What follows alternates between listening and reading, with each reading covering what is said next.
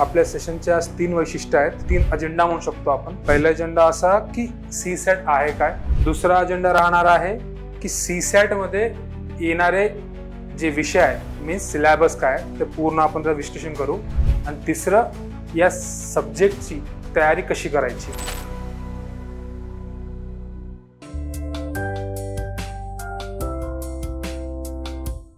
आता आपल्या परीक्षेला मोजून 3 महिने राहिले आहेत. 3 पण नाही, 3च्या कमीच पकडून घ्या तुम्ही, जर सुट्ट्या पकडले सर्व काय पकडलं तर 3 महिने इनइफेक्टिव्ह राहिलेले आहे आपल्याकडे. या 3 महिन्यामध्ये आपण सीसॅट जो GS2 म्हणतो आपण, सामान्य अध्ययन 2चा पेपर आहे प्रिलिम्सला, त्याला कसं टॅकल करायचं, त्याला कसं सोडवायचं किंवा त्याचा अभ्यास कशा प्रकारे करायचा, हा सेशन त्यावर आधारित असणार आहे. MPSC अगोदर जेव्हा एक्झाम घ्यायची 2021 पर्यंत जो प्रिलिम्सचा पेपर असायचा त्याच्यामध्ये सीसॅट हा मेरिटच्या स्कोरवरून गेलेला होता. म्हणजे तुमचं GS1 आणि GS2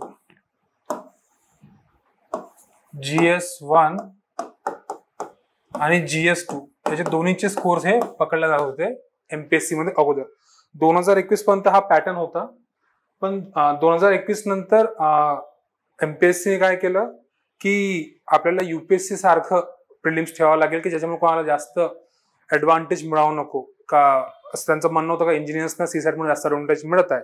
त्यामुळे त्यांना म्हटलं की त्यांना ऍडव्हान्टेज नको, म्हणून त्यांनी सीसॅटला UPSC प्रमाणेच फक्त क्वालिफाईंग केलंय. मग फक्त पात्र होऊन दाखवायचं त्या पेपरामध्ये. एकदा तुम्ही पात्र झाले की तुमचे फक्त GS1चे मार्क्स जे आहेत ते पकडण्यात येतील आणि त्यावरून तुमचा मेरिट ठरवण्यात येईल, तुम्ही कट ऑफ काढलेला आहे की नाही. म्हणजे तुमचे सीसॅट किंवा GS2 जे मार्क्स आहेत ते पूर्णपणे ग्राह्य झाणार नाही, फक्त तुम्ही त्याच्यामध्ये पात्र होऊन झालं. मग तुमचे जे मार्क्स आहेत GS1चे तेच ग्राह्य धरला जाणार तुमच्या मेरिट काढण्यासाठी. तर हे सीसॅटचं थोडंफार बॅकग्राऊंड आहे की अगोदर पकडल्या जायचं, आता पकडत नाही. तर क्लिअर होऊन घ्या की GS2 सामान्य अध्ययन 2 सीसॅट जो आहे तो फक्त क्वालिफाईंग नेचरचा आहे, फक्त तुम्हाला फक्त पात्र व्हायचं त्या पेपरला. ठीक आहे. आता जी पात्रता किती आहे, किती मार्क्स आणावे लागतात, किती क्वेश्चन असतात, किती क्वेश्चनचा 1 मार्क आहे, निगेटिव्ह मार्किंग किती आहे, त्या सर्व गोष्टी आपण इथे डिस्कस करणारच आहोत. अगोदर तुम्हाला हे सांगायचं की आपला अजेंडा 1 जो होता की सीसॅट आहे काय. तर सीसॅट हा तुमचा बेसिकली सामान्य अध्ययन 2चा पेपर आहे जो प्रिलिम्स मध्ये असतो आणि ते पास होणे बंधनकारक आहे. ठीक आहे. कुणाला काही डाऊट असेल तर ते विचारू शकता, असं काही नाही.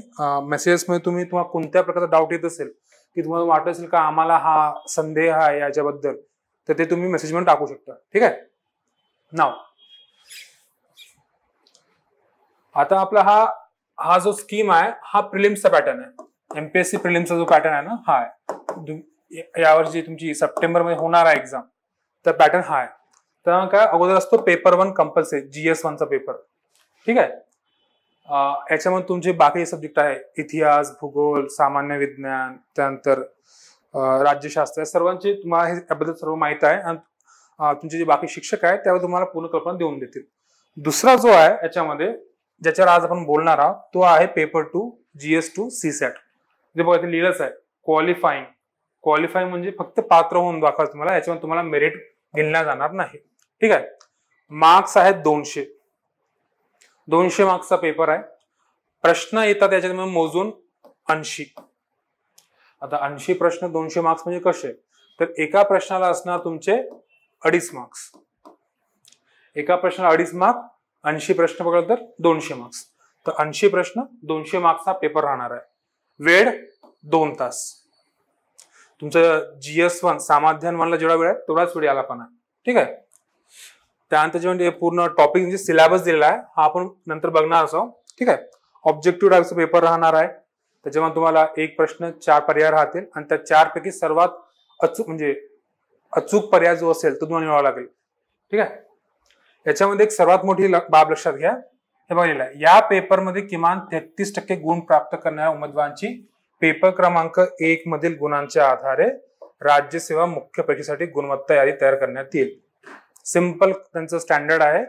33% तुम्ही पेपर 2 मध्ये आणा, तेव्हाच तुम्हाला मेन्स साठी ते कन्सिडर करतील तुमच्या पेपर 1च्या स्कोर वरून. म्हणजे पेपर 2 पास झाला तुम्हाला मेन्स देण्यात येणार नाही असं नाही. पेपर 2 पास झाले मग तुमचं पेपर 1चा स्कोर कन्सिडर करण्यात येईल. सांगण्याचा अर्थ असं की तुम्ही पेपर 2 पास नाही झाले तुमचा पेपर 1 तपासला पण जाणार नाही. ही आहे इम्पॉर्टन्स या पेपरची. म्हणजे हा पेपर जो अर्हत म्हणजे पात्र होण्याचा म्हणजे ऑप्शन क्वालिफाईंग नेचरचा पेपर आहे, हा जो पेपर तुम्ही पास नाही झाले तर तुमचा हा पेपर जसं तुम्ही वर्षभर अभ्यास केला पूर्ण घाम काढला हा पेपर तुमचा तपासला पण जाणार नाही. तर बेसिकली या पेपरचे तुम्हाला जर मार्क्स पाहिजे असतील कन्सिडर व्हायचं असेल तर या पेपरला क्वालिफाय होणं अत्यंत आवश्यक आहे. क्वालिफाईंग स्टँडर्ड खूप जास्त काही मोठं नाही, 33% क्वालिफाईंग स्टँडर्ड आहे, 33%, 1/3, 1/3. फक्त तुम्हाला 1/3 मार्क्स आणायचे आहेत 200 पैकी. 200 पैकी 1/3 म्हणजे किती होणार तुमचे ते एक्झॅक्टली 66.6. ठीक आहे, 66.66 मार्क्स आणायचे तुम्हाला 200 पैकी. जर तुम्ही एवढे मार्क्स आणून घेतले तर तुम्ही हा पेपर क्वालिफाय होऊन जाणार. आता सीसॅटला काय महत्व आहे, काय त्याचे म्हणजे पॅटर्न कसं आहे, किती प्रश्न येतात, किती निगेटिव्ह मार्किंग आहे, काय ते आपण सर्व काय बघितलं. निगेटिव्ह मार्किंग तुम्हाला सांगितलं असेल तर निगेटिव्ह मार्किंग ही 1/4 आहे. एक तुम्हाला समोर दाखवूनच देतो मी ते. हे बघा का नकारात्मक गुणधर्म पेपर क्रमांक 1 साठी पेपर क्रमांक 2 मध्ये हा जे 5 प्रश्न जो आहे डिसिजन मेकिंगचे हे सोडले असतात. बाकीचे 75 आहेत त्यासाठी 1/4 हे निगेटिव्ह मार्किंग आहे. म्हणजे प्रत्येक चुकीच्या उत्तराकरिता 25 किंवा 1/4 म्हणजे 1/4 एवढे गुण एकूण गुणांना वजा किंवा कमी करण्यात येईल. म्हणजे तुमचा एक प्रश्न बरोबर असेल तर एका प्रश्नानंतर 2.5 मार्क भेटणार आहे. पण जर तुमचा एक प्रश्न चुकला असेल तर 2.5 एवढे मार्क म्हणजे वजा करण्यात येतील त्याच्यामध्ये. टू प्रिसाइज जर काढतो म्हटल्याला तर येतं हे 0.625 एवढे मार्क्स तुमचे वजा करण्यात येतील त्या एका चुकीच्या उत्तरासाठी. हा तुमचं मार्किंग आहे याचा. बरोबर प्रश्न असेल तुमचा तर 2.5 मार्क, चुकलं असेल तर एवढे मार्क्स वजा होतील तुमचे. ठीक आहे, हे जे म्हटलं का डिसिजन मेकिंग 5 प्रश्न तर 75 पैकी या 5 प्रश्नावर निगेटिव्ह मार्किंग का नाही ते बघणारच आहोत आपण. ओके, तर याच्याबद्दल जास्त तुम्ही टेन्शन घेऊ नका, ते डिस्कस करणारच आहोत आपण जेव्हा आपण पेपरचं स्ट्रक्चर बघू सीसॅटचं, त्याच्यामध्ये कोणकोणते प्रश्न येतात आणि कसं विभागले गेलं आहे तर तुम्हाला डिसिजन मेकिंगचं पण पूर्णपणे आयडिया येऊन जाईल. मनामध्ये कोणत्याही प्रकारची दुविधा ठेवू नका. काही वाटलं तर प्रश्न विचारा तुम्ही, ठीक आहे, कमेंट सेक्शन मध्ये. नाईस. हा, त्याच्यामध्ये अजून एक गोष्ट, जर तुम्ही एखादा प्रश्न सोडवला नसेल त्या पेपरामध्ये, म्हणजे तुम्हाला एक प्रश्न आहे प्रश्न क्रमांक 4, त्या प्रश्न क्रमांक 4 तुम्हाला उत्तर येऊन नाही राहिलं, तुम्ही त्याला ब्लँक सोडून टाकलं, काही लिहिलं नाही, तर तुम्हाला त्या प्रश्नाचे मार्क्स वजा करण्यात येणार नाही. हे सर्वांना माहित असेल, पण ज्यांना माहित नाही, जे नवीन आहे आता स्पर्धा परीक्षा लागून राहिले त्यासाठी फक्त इन्फॉर्मेशन देऊन राहिलं. ठीक आहे, तुम्ही प्रश्न अटेम्प्ट केला तरच तुमचे मार्क्स त्याच्यामध्ये बरोबर असेल तर वाढतील, चुकी झालं तर कमी होतील. तर तुम्ही अटेम्प्टच नाही केला तुमचे मार्क्स वाढणार पण नाही आणि कमी पण होणार नाही. ठीक आहे, क्लॅरिटी तुम्हाला देणार फक्त यासाठी. एखाद्या प्रश्नाचे उत्तर अनुत्तरित असेल, अनुत्तरित म्हणजे अनआन्सर्ड, तुम्ही नाही केलं तर उत्तर नाही लिहिलं ते तुम्ही मार्क नाही केलं OMR मध्ये, अशा प्रकारे नकारात्मक गुणांची पद्धती लागू असणार नाही. जे बेसिक गाईडलाईन्स आहे MPSC चे ते पूर्ण याच्यामध्ये सांगितलं तुम्हाला पेपर बद्दल, गाईडलाईन्स आहे आपले. ठीक आहे, ठीक, हे होतं आपलं पॅटर्न का होतं एक्झामचं, का किती मार्क्सचा पेपर आहे, किती प्रश्न आहे, किती एका प्रश्नात किती मार्क आहे, नकारात्मक गुण किती असणार आहे, नाही सोडला आपण पेपर तर काय होणार, ते सर्व आपण डिस्कशन झालंय. आता येणार मेन याच्यावर सीसॅट सिलेबस. सिलेबस मध्ये काय काय आहे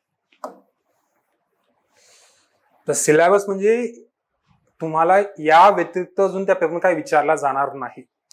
तर असंही नाही की या सिलेबस मध्ये असं खूप काही तुम्हाला दिलं आहे. 7 पॉइंट मोजून 7, त्या 7 पॉइंटवर हा 200 मार्क्सचा पेपर आहे. काय पहिला पॉइंट, कॉम्प्रेहेन्शन, रीडिंग कॉम्प्रेशन म्हणतो, पॅसेज म्हणतात, कोणी उतारा म्हणतात, आकलन आहे बेसिकली. तुम्हाला काय, तुम्हाला फक्त एक असं पॅसेज देण्यात येईल 300 वर्डचं किंवा 400 वर्डचं, किती वर्डचं असू दे, कधी 100 वर्डचा कधी 300 राहते. तुम्हाला पॅसेज देण्यात येईल, त्या एका उतार्यावर त्या पॅसेजवर आधारित 5 प्रश्न असणार तुम्हाला, एका उतार्यावर आधारित 5 प्रश्न, आणि तुम्हाला त्या 5 प्रश्नाची उत्तरे त्या उतार्यावरून द्यायची आहेत. हे आहे तुमचं comprehension. As simple as that. त्याच्या व्यतिरिक्त तुम्हाला काय सांगायची गरज नाही. तुम्ही जेव्हा प्रश्न बघाल तुम्हाला ते एक्झॅक्टली आयडिया येऊन जाईल कॉम्प्रिहेन्शन असते काय. Marathi and English language comprehension skills हे स्पेसिफिकली कॉम्प्रिहेन्शन शिवाय दिला आहे म्हणजे असं एक कारण आहे. तुमच्या या पॅसेजमध्ये मोजून 10 पॅसेज असतात, ते डिस्कस करणारच आहोत, पण त्याच्यामध्ये एक पॅसेज हा फक्त मराठीत असतो आणि एक पॅसेज हा फक्त इंग्लिशमध्ये असतो. ठीक आहे, त्याबद्दल आहे ते. तर याच्यामध्ये पातळी बघा, क्लास 10th and 12th तुमच्या पॅसेज किंवा उताराची जी पातळी असणार आहे ती वर्ग 10 ते 12वी या याच्यावर असणार आहे.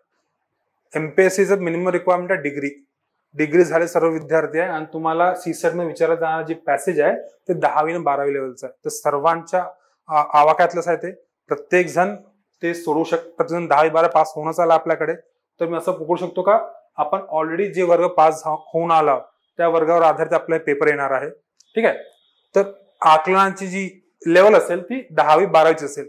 डिग्रीच्या लेवलवरचे कोणतेही प्रकारचे उतारे तुम्हाला येणार नाही, ही गॅरंटी आहे. गॅरंटी बनण्यापेक्षा मागच्या 10-12 वर्षात जे PYQs आहेत ते बघितले ना, त्यामुळे दिसून येणार की प्रत्येक उतारा हा जो आहे तो 10वी किंवा 12वीच्या पातळीवरचाच आहे. एकही उतारा डिग्रीच्या जवळपास गेलेला नाही.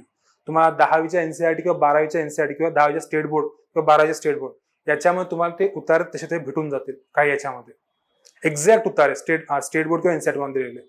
तर 12वीच्या वरची पातळी तुम्हाला येणार पण नाही, त्याबद्दल विचार करू पण नका. ठीक आहे. तिसरा आहे interpersonal skills including communication skills. खूप वर्ष झाले याच्यावर जसं काही जास्त प्रश्न विचारले नाही, थोडेफार प्रश्न असतात रिझनिंग वरचे, पण हा थोडासा निग्लेक्टेड टॉपिक आहे एमपीएससीच्या बाबतीत. तरी जास्त प्रश्न आलेले आहे नाही त्याच्यावर. चौथा आहे decision making and problem solving. Decision making and problem solving जो आहे हा बेसिकली तुमच्यासाठी एक गोल्डन एग म्हणता येईल किंवा गोल्डन अपॉर्च्युनिटी म्हणता येईल. का बरं? कारण की याचे प्रश्न असतात 5 मोजून. ठीक आहे, 5 प्रश्न असतात आणि 5ही प्रश्नावर निगेटिव्ह मार्किंग अप्लाय होत नाही. म्हणजे तुम्ही या 5 प्रश्नाला तुम्ही काही अटेम्प्ट केले तुमचे मार्क्स निगेटिव्ह होणार नाही. कारण की याच्यामध्ये प्रत्येक ऑप्शनला 1 गुण देण्यात येते. एक ऑप्शनला 2.5 मार्क असतात, दुसऱ्या ऑप्शनला 1.5 असतो, एका ऑप्शनला 1 असतो, 0.5 असतो आणि एका ऑप्शनला 0 मार्क्स असतात. नेगेटिव्ह मार्किंग याच्यात राहत नाही, हे लक्षात घेण्यासारखी बाब आहे. तर बेसिकली कोणताही विद्यार्थी जेव्हा सीसेट अटेम्प्ट करतो त्याला मी एकच सांगतो का काही झालं तरी डिसिजन मेकिंगचे प्रश्न सुटले नाही पाहिजे. तुमचं पेपर व्हायच्या अगोदर 5 मिनिटं काढा आणि ते 5 प्रश्न सोडवून काढा. प्रत्येक विद्यार्थी सांगितलं आजपर्यंत. का बरं? कारण की हे फ्री मार्क्स आहे तुमचे. तुम्ही फक्त थोडस याची ट्रिक्स माहीत करून घेतली का, याला सोडायची पद्धत काय ती तुम्हाला माहीत केली तर तुमचे 12.5 मार्क्स कुठंच नाही गेले.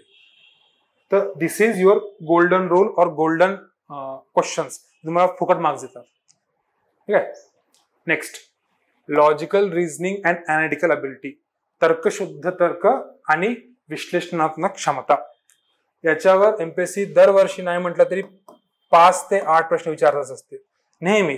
रिझनिंगचा पोर्शन हा 5, कधी आकृत्या विचारतील तर कधी त्याच्यावर मिरर इमेज असणार म्हणजे आरशातील प्रतिमा असणार, तर कधी कोणती नंबर सीरीज असणार.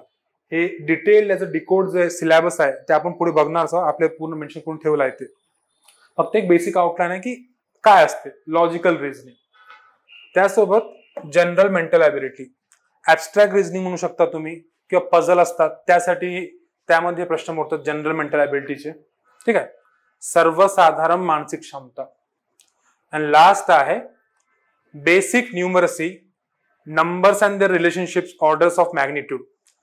याच्यामध्ये सर्वात लक्ष देण्यासारखी गोष्ट म्हणजे हे बघा काय दिलंय.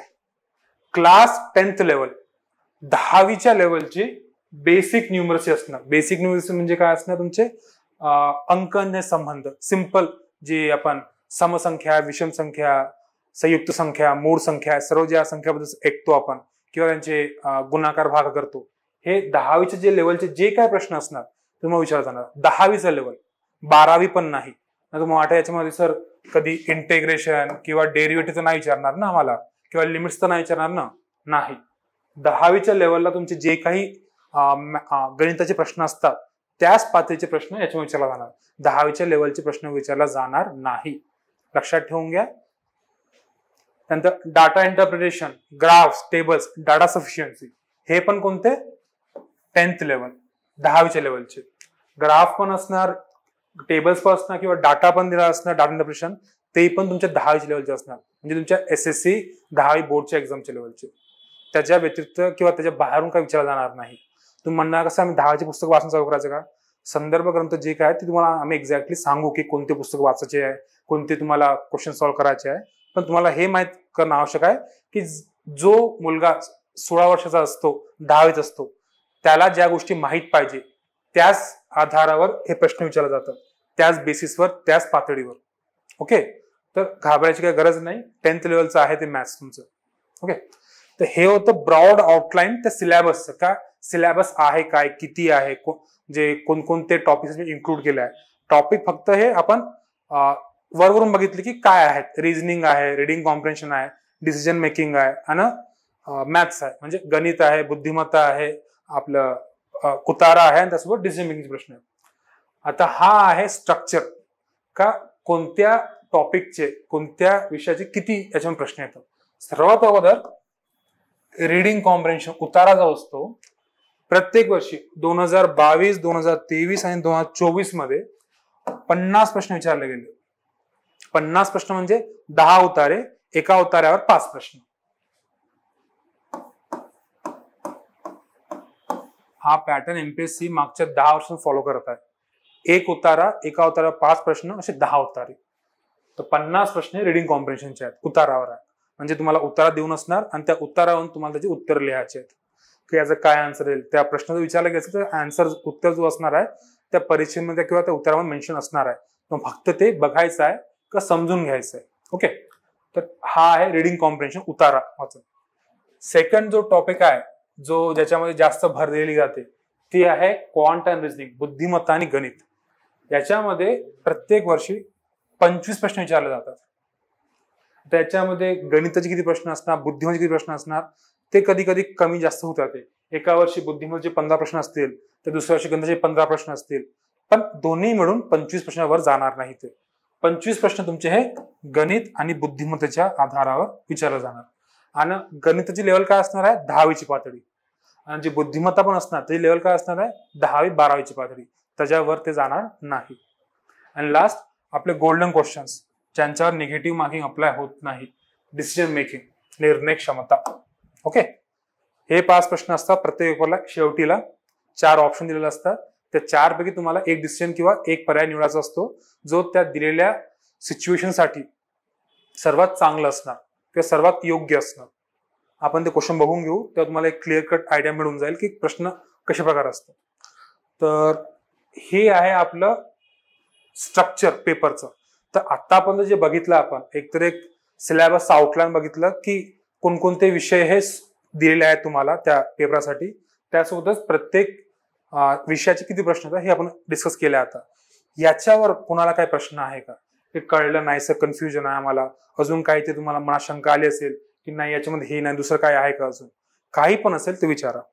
एनी डाऊट्स रिगार्डिंग दिस, आतापर्यंत जे काही झालं आहे त्यावर काही डाऊट आहे का कोणाला? हा आहे तुमचा स्ट्रक्चर पेपरचा. रिडिंग कॉम्प्रेन्शनचे 50 प्रश्न, क्वांट रिझनिंग म्हणजे गणित बुद्धिमत्तेचे 25 प्रश्न, डिसिजन मेकिंग 5 प्रश्न. Total 50, 25, 75 plus 5 80. हे आहे तुमचे 80 प्रश्न. आणि हा जो स्ट्रक्चर आहे हा तसाच राहणार आहे, हा चेंज होणार नाही. ठीक आहे. लोकांच्या मनात शंका येत होती की सर या वर्षीपासून पॅटर्न चेंज झाला आहे, UPSC धरतीवर करून राहिलं, तर चेंज होणार का? MPSC एवढे ड्रास्टिक डिसिजन घेणार नाही, पहिली गोष्ट. आणि त्यांनी जर घेतलं तर ते अगोदर सांगतील का काय पॅटर्न असणार आहे. MPSC ने सिलेबस तोच ठेवलाय. 2021 मध्ये पण तोच सिलेबस होता प्रिलिमसाठी, 2022 मध्ये पण तोच ठेवलाय सीसॅटचा. तर सीसॅटचा सिलेबस सेम ठेवलाय, तर प्रश्न पण सेमच राहतील, पॅटर्न पण सेमच राहणार आहे. ठीक आहे. आता आपण एक एक जो कंपोनेंट आहे, म्हणजे एक एक जो विषय आहे, त्याचा आपण थोडासा आता डीप अनालिसिस करूया की किती विचारले जातात प्रश्न, कोणत्या सेक्शन असतात, किंवा रिडिंग कॉम्प्रेन्शन मधून काय विचारले जातात, काय टॉपिक काय असतो त्याच्यामध्ये, कोणत्या घटकामध्ये विचारला जातात प्रश्न, ते बघूया एकदा. रीडिंग कॉम्प्रिहेन्शन म्हणून दोन भाग करू शकतो. एक असतात द्विभाषिक उतारा, म्हणजे इंग्लिश आणि मराठी या दोन्ही भाषेमध्ये तो उतारा दिलेला असतो. असे उतारे असतात आपले मोजून किती 6 आहे 2 आहे म्हणजे 8 उतारे. द्विभाषिक उतारे टोटल असतात तुमचे 8. ठीक आहे. 8 उतारा तुम्हाला एक इंग्लिश मध्ये पण दिला असेल आणि मराठी मध्ये पण दिलेला असणार. 8 उताराचे प्रत्येकी 5 प्रश्न म्हणजे 40 प्रश्न हे द्विभाषिक असणार. तुम्हाला 2 भाषेमध्ये तुम्हाला दिलं असणार. कोणाला मराठी जमत नसेल तर इंग्लिशसाठी, कोणाला इंग्लिश जमत नसेल तर मराठीसाठी, दोन्ही भाषेमध्ये. ओके. त्या याच्यामध्ये पहिला येतो ऍबस्ट्रॅक्ट बेस्ड. आता ऍबस्ट्रॅक्ट बेस्ड म्हणजे काय? अमूर्त उतारा, म्हणजे याच्या विषयाचा किंवा याच्या हे कोणत्या विषयावर असणार आहे हे काय ठराविक नाही. कधी कधी हे नैतिक शास्त्र विचारले जातात की फॉर एक्झाम्पल हे बघा पुढे गेलं. ओके. हा, कधी कधी ते विचारतात तुम्हाला नैतिक शास्त्र म्हणजे इथिक्सवर, एखादा उतारा इथिक्सवर येईल किंवा एखादा उतारा येईल तुमच्या राज्यशास्त्रावर म्हणजे पॉलिटीवर, किंवा एखादा उतारा येईल तुमचा समाजशास्त्रावर, सोशल इश्यूजवर, किंवा एखादा उतारा येईल तुमच्या इकॉनॉमिक्सवर, नाहीतर कॉन्स्टिट्यूशनवर म्हणजे संविधानावर. तर ऍबस्ट्रॅक्ट बेस्ड जे उतारे असतात त्याचं काही ठराविक नाही की कशावर येणार आहे. कोणता पण उतारा ते टाकतील, पेपरावरून घेतील किंवा एनसीआरटी म्हणून घेतील किंवा तुमच्या स्टेट बोर्डून घेतील, कोणता एक उतारा घेतील 300-400 शब्दाचा म्हणून ते टाकून देतील. तुम्हाला एक्झॅक्टली प्रेडिक्ट नाही करता येत की हे काय येणार, कसं येणार म्हणून, की हे विचारतील कोणते प्रश्न विचारतील किंवा उतारा येणार तर कोणत्याच विषयावर येणार हे आपल्याला सांगता येत नाही. पण जर तुम्ही ब्रॉडर बघितले की मोठा मोठे कोणत्या याच्यावर प्रश्न येऊ शकतात तर ते आहेत तुमचे सामाजिक विषय जे असतात त्याच्यावर, त्यानंतर राज्यशास्त्र जे बेस्ड आहेत त्याच्यावर, त्यानंतर नीतिशास्त्र म्हणतो आपण इथिक्स त्याच्यावर, याच्यावर हे मोस्टली विचारला जातो प्रश्न. नीतिशास्त्र तुम्हाला अरिस्टॉटलची काही माहिती दिली असेल, अरिस्टॉटलने कोणत्या प्रकारचे सिद्धांत दिले त्याच्यावर, किंवा राज्यशास्त्र असेल तर केंद्र आणि राज्य सरकारमध्ये कसं घर्षण होऊन राहिलं आहे त्याच्यावर एक उतारा आला असेल, किंवा पेपरावर काही लेख असेल तो तुम्हाला देण्यात येईल, किंवा सामाजिक मध्ये भारतामध्ये आर्थिक विषमता कशी प्रकारे वाढत चालली आहे त्याच्यावर ते देणार. त्यानंतर काही उतारे हे अर्थशास्त्राचे असतात. अर्थशास्त्र म्हणजे गणित असणार असं नाही, पण आर्थिक माहिती, भारताची आर्थिक पाहणी 2024-25 कशी होती, लोकांकडे किती इन्कम होती त्याच्यावर आधारित अशा प्रकारचे उतारे. तर हे पूर्ण जे आहे ते ऍबस्ट्रॅक्ट उतारे आहेत. तर याच्यामधून कोणतं विचारणार ते माहित नाही एक्झॅक्टली, पण विचारतील तर याच्याच विचारतील. एक सामाजिक राहणार, एक नंतर आर्थिक राहणार, किंवा राज्यशास्त्रावर किंवा नीतिशास्त्रावर आधारित. याच्यावरच जे काय राहणार तुमचे उतारे अवलंबून राहणार. या व्यतिरिक्त बाहेर काय नाही राहणार. जे काय तुमचे उतारे मागच्या 10 वर्षात आले आहेत ना ते याच पद्धतीवर आले आहेत, या विषयावरच आधारित आलेले आहेत पूर्णचे पूर्ण उतारे. ठीक आहे. तर आपल्याला भलेही उतारा कोणता विचारणार ते माहित नसेल, पण उत्तराचं जे हे असणार, कल कशावर राहणार आहे, कोणत्या विषयावर राहणार ते आपण माहित करू शकतो मागील जे प्रश्न आले होते PYQs त्याच्यावरून. तर ऍबस्ट्रॅक्ट बेस्ड हे ऍबस्ट्रॅक्ट बेस्ड म्हणजे अमूर्त उतारा जो असतो ते असतात मोजून 6 उतारे, प्रत्येक उतारा 5 प्रश्न, टोटल प्रश्न 30. त्यानंतर असतात सायन्स बेस्ड. विद्यार्थ्यांना सर्वात जास्त त्रास देणारा उतारा म्हणजे सायन्स बेस्ड उतारा. विज्ञानावर आधारित जे उतारे येतात ना ते 66 मार्क्स मध्ये मॅथ्सचे किती मार्क्स यायला हवे. आपण सेक्शनल याच्यामध्ये कट ऑफ नाही. तुम्हाला जर वाटत का सेक्शनल कट ऑफ आहे तर सेक्शनल कट ऑफ नाही. 50 प्रश्न तुमचे उतारावर, 50 प्रश्न उतारावर आहेत, 25 तुमचे बुद्धिमत्ता चाचणी आणि गणितावर आहे, आणि 5 प्रश्न तुमचे डिसिजन मेकिंगवर, निर्णय क्षमतेवर आहे. याच्यामध्ये तुम्हाला प्रत्येक याच्या पास व्हायची गरज नाही. सर्व मिळून तुम्हाला 33% मार्क्स आणायचे आहे, सर्व मिळून. आता याच्यामध्ये कोणत्या विषयामध्ये किती मार्क्स आणायचे आहे ते आपण असं अलग काढणार नाही. आपण अशा प्रकारे अभ्यास करणार की आपला जो कट ऑफ आहे तो इझिली क्लिअर झाला पाहिजे. कोणत्याही विषयामध्ये सेक्शनल कट ऑफ नाही. म्हणजे असं नाही का तुम्हाला रिडिंग कॉम्प्रिहेन्शनचे 50 प्रश्न आहेत तर 50 पैकी तुम्हाला 20 बरोबर आणायचे आहे. नाही, तुम्ही याच्यामध्ये 10 बरोबर आणले आणि तिकडे 25 बरोबर आणले तरी पण तुमचे पेपर हा निघून जाणार. असं नाही की 50 पैकी 20 बरोबर आणायचे आहे, 25 पैकी 10 बरोबर आणायचं नाही. असं कोणत्याही प्रकारचं सेक्शन कट ऑफ नाही. आपण जे सेक्शन केलंय ते आपल्यासाठी केलंय, आपल्याला समजण्यासाठी सोपं जावं म्हणून केलंय ते. एमपीएससी असं काही त्याच्यामध्ये सेक्शन केलेलं नाही. पूर्ण पेपर तुम्हाला एका वेळेस देण्यात येईल आणि सर्व पेपरचे मार्क्स एका वेळी कन्सिडर करण्यात येईल. सेक्शनल कट ऑफ राहणार नाही. तर 66 मार्क्स मध्ये मॅथ्सला किती मार्क्स पाहिजे, तुम्ही जेवढे सॉल्व्ह करू शकता ते सॉल्व्ह करणार. त्याच्यामध्ये तुम्हाला मॅथ्सचे प्रश्न जमत नाही तर तुम्ही उतारा आणि रिझनिंग म्हणजे आपले बुद्धिमान चाचणी त्याच्यावर तुम्ही भर देऊ शकता. ठीक आहे. तर स्पेसिफिकली कोणत्या एका सेक्शनला मार्क्स पाहिजे आहे का, तर नाही. ठीक आहे. नाव तुमचा डाऊट क्लिअर झाला असेल भूषण. ओके. नाव सायन्स बेस्ड, विज्ञानावर आधारित. काय म्हटलं तुम्ही, सर्वात जास्त डोक्याला त्रास देणारा उतारा म्हणजे सायन्स बेस्ड. का बरं त्रास देणारा, कारण की या उत्तराची एक खास वैशिष्ट्य आहे. काय माहित आहे का, या उत्तराचे प्रश्न येतात ना, त्या प्रश्नाचे डायरेक्ट उत्तर त्या उत्तरामध्ये नसतात उत्तर याच्यामध्ये. तर काय केलं एमपीएससीने, की तुमचं GS1 सामान्य अध्ययन 1चं जे नॉलेज आहे ते फक्त GS1 पुरते न ठेवता GS2 पण कसा आणता येईल म्हणून त्यांनी हे केलंय चालू. त्याचे जे काही प्रश्न असतात ते तुम्हाला त्याची उत्तरं दिलेल्या उत्तरामधून तुम्हाला डिराईव्ह करावं लागतात, काढावे लागतात. एखादा जर फॉर्म्युला दिला असेल उत्तरामध्ये एखादा फॉर्म्युला दिला असेल का A = B × C असा काही फॉर्म्युला दिला असेल तर तुम्हाला प्रश्न काय असणार का B ची व्हॅल्यू एवढी आहे, त्यानंतर C ची व्हॅल्यू एवढी आहे, तर A ची व्हॅल्यू किती, या प्रकार प्रश्न असतात. तुम्हाला त्याचं डायरेक्ट उत्तर मिळणार नाही त्या उत्तरामध्ये, पण ते उत्तर काढण्यासाठी जे लागणारं साहित्य आहे, जे फॉर्म्युलाज आहे किंवा जे काही माहिती आहे ती त्या उत्तरामध्ये अवेलेबल असणार आहे. तर हे आहे सायन्स बेस्ड. सर्व विद्यार्थ्यांना सर्वात जास्त डोकादुखी या सायन्स बेस्ड उत्तरामध्ये होतं. कारण तेच आहे का तुम्हाला उत्तेजन डायरेक्ट मेन्शन नसतात. ओके. तर सायन्स बेस्ड वर 10 प्रश्न म्हणजे मोजून 2 उतारे आहेत. प्रत्येक वर्षी एमपीएससी त्याच्यात 2 उतारे देते नेहमी.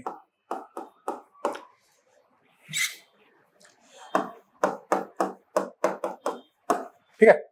सायन्स बेस्ड वर 2 उतारे आणि ऍबस्ट्रॅक्ट बेस्ड म्हणजे पॉलिटिकल, सोशल, इकॉनॉमिक, एन्व्हायरमेंटल याच्यावर ऍबस्ट्रॅक्ट वर 6 उतारे म्हणजे 30 प्रश्न.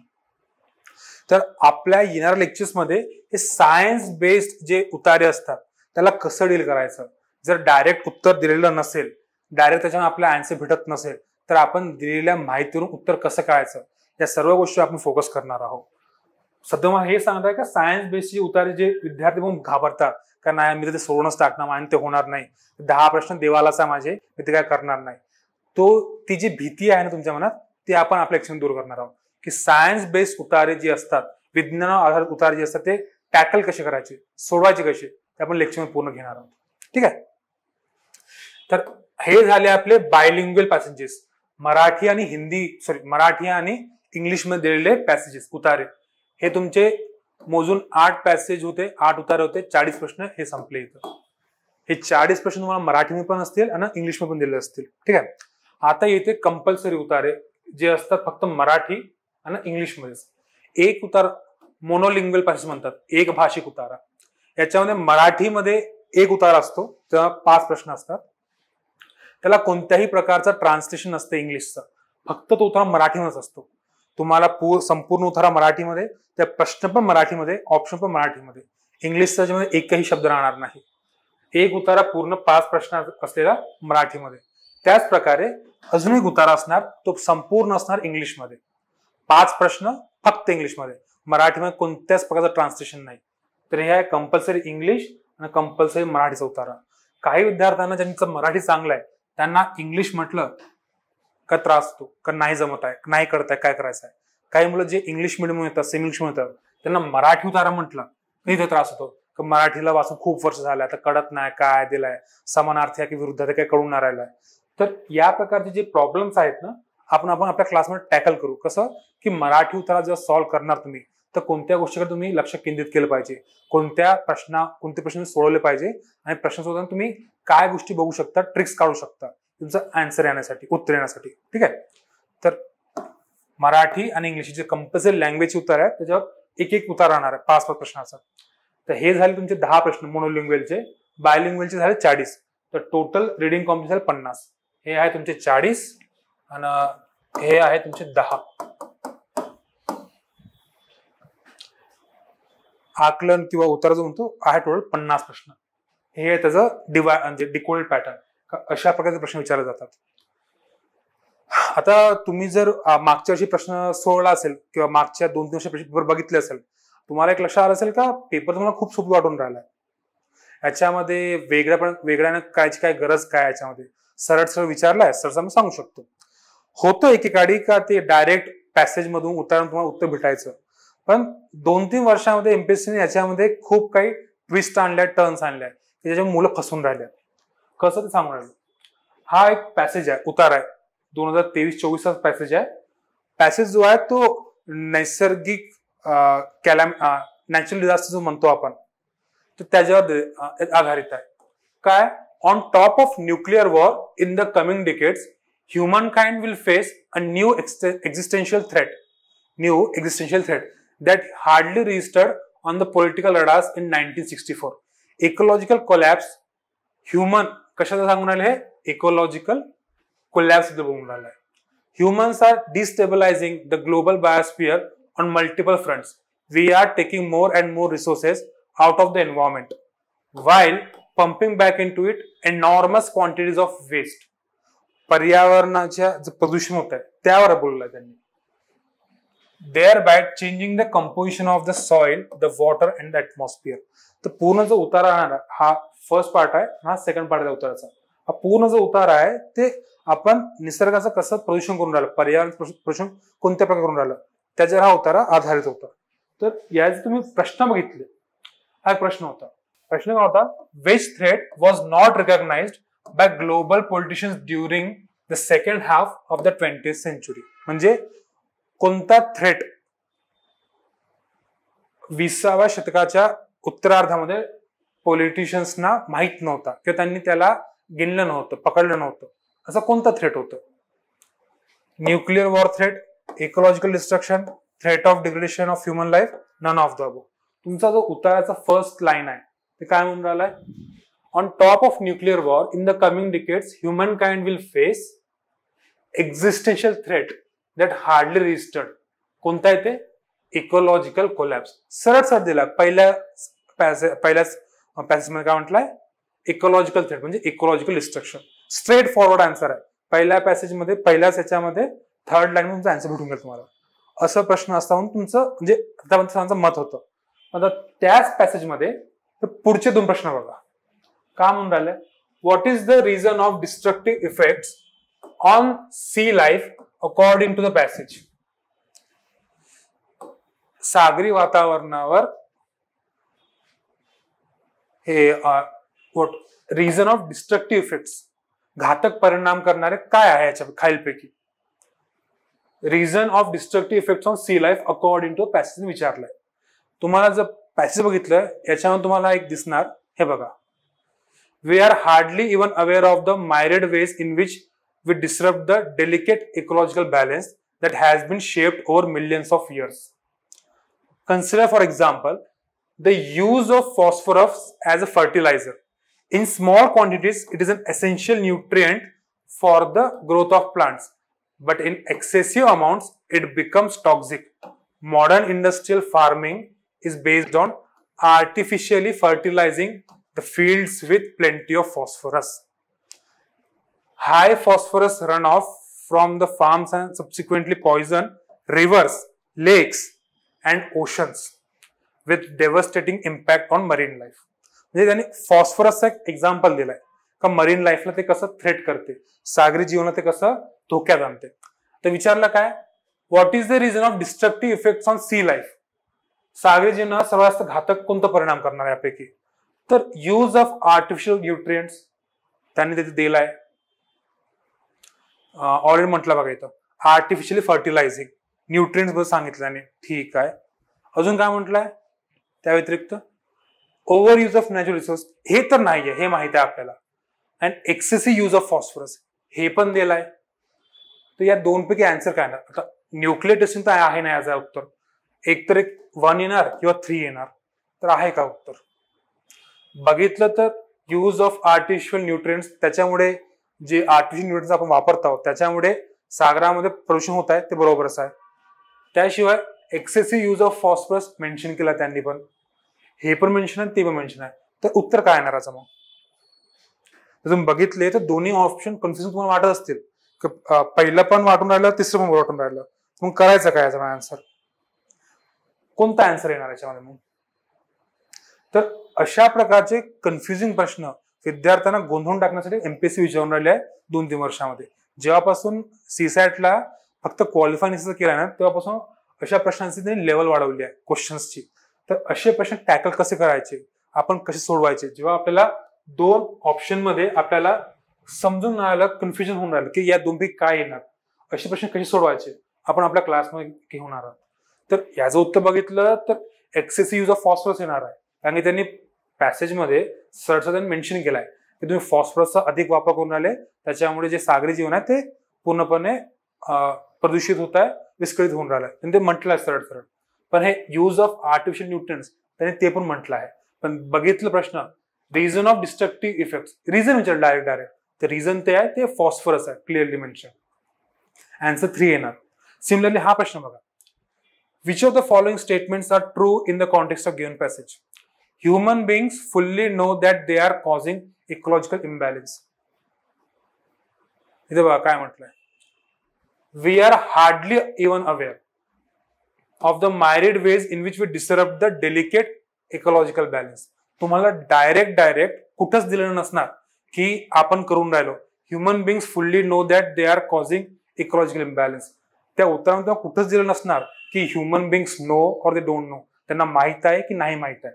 पण जे इनडायरेक्ट त्या बोलला इथं का, we are hardly even aware, आपल्याला क्वचितच माहित आहे, म्हणजे अर्थ काय की आपल्याला माहित नाही. या प्रकारचे जे इनडायरेक्ट स्टेटमेंट्स आहेत ते कसे डिराईव्ह करायचे आपण त्या रिडिंग कॉम्पिटिशनचे लेक्चर्स घेणार आहोत. ठीक आहे.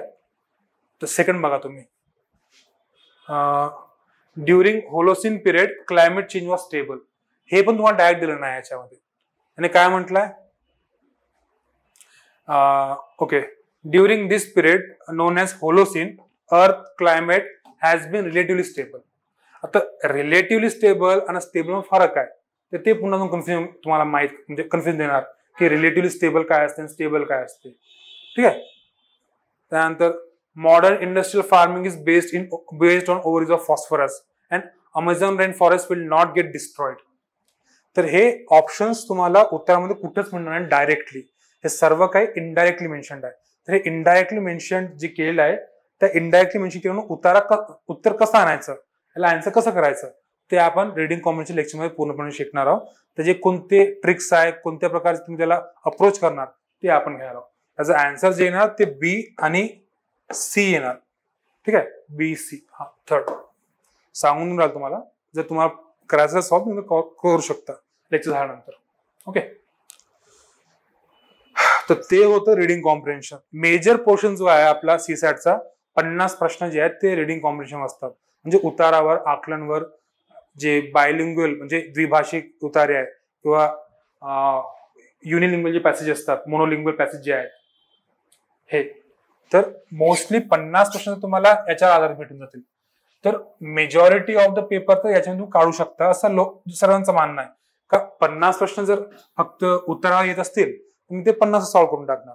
पण तुम्हाला आम्ही आत्ताच सांगितलं त्या 50 मध्ये तुम्हाला प्रॉब्लेम कुठे येऊन राहिली, एकतर एक सायन्स बेस्डच्या प्रश्नांवर प्रॉब्लेम येत आहे, तुम्हाला त्याच्यामध्ये उत्तर दिलेलं नसतात, तुम्हाला त्याचे फॉर्म्युला दिले असतात, फॉर्म्युला कुठं अप्लाय करायचं, कसं अप्लाय करायचं मला माहित पाहिजे.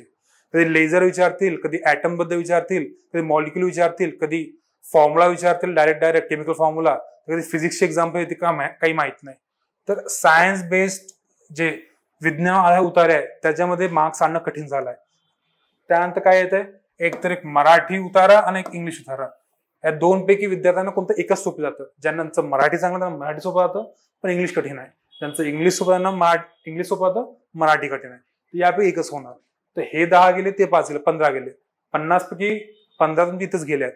आणि यानंतर पण हे जे ऍबस्ट्रॅक्ट दिला तुम्हाला हे पॉलिटिकल, सोशल, इकॉनॉमिक, एन्व्हायरमेंटल याच्यावर आधारित जे काही पॅसेज येतील ते पॅसेज पण असे येऊन राहिले आजकाल. तर तुम्हाला समजून राहिलं की एक्झॅक्टली आन्सर काय येत आहे. तर ऍबस्ट्रॅक्ट बेस्ड उत्तरा जो आहे तो पण सोपा नाही राहिला. सायन्स बेस्ड तर अगोदर तुम्हाला कठीण वाटत होता. मराठी इंग्लिश तुम्हाला एकच अगोदर सोपे होत होता, तर ते पण कठीण झालाय.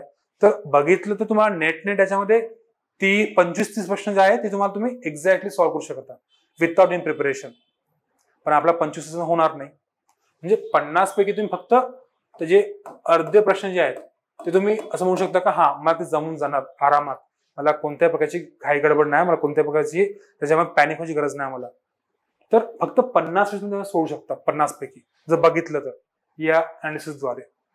तर त्यामुळेच फक्त रिडिंग कॉम्प्रिहेन्शन करून चालणार नाही. तुम्हाला रिडिंग कॉम्प्रिहेन्शन सोबत जी म्हणजे उत्तरासोबतच जी बुद्धिमत्ता चाचणी आहे आणि जे गणितचे प्रश्न आहेत ते पण सोडवावे लागतील. त्याच्यामध्ये पण तुम्हाला थोडाफार सराव करावा लागेल, ज्याच्यामुळे तुम्ही एक सेफ स्कोर जाल. तुम्हाला कसं मला 17 मार्क्स पाहिजे मग हेच करणार तुम्ही करू शकता, पण जो एमपीएससीचा पेपर झाला आणि जो निकाल आला त्यामध्ये 3-4 महिन्याचा वेळ असतो ना, आणि जर एखादा विद्यार्थी 70 मार्क्सवर असेल तर डोक्यात तेच चालू असते का एमपीएससी मध्ये हा तर चुकला असेल प्रश्न, किंवा एमपीएससी हा प्रश्न कॅन्सल तर नाही करणार ना. जे सतत येत असतं डोक्यामध्ये की एक किडा असतो, तुम्हाला तो अभ्यास पण नाही करू देत आणि पूर्ण सोडू पण नाही देत. त्या प्रकारची परिस्थिती तुमच्याकडे येऊ नये म्हणून तुम्हाला सर्व जे विषय आहेत ते उतारा झाला, गणित झाला किंवा बुद्धिमत्ता चाचणी झाली, त्या सर्वांवर फोकस करायचा आहे, त्या सर्वांवर तुम्हाला लक्ष द्यायचं आहे. ठीक आहे.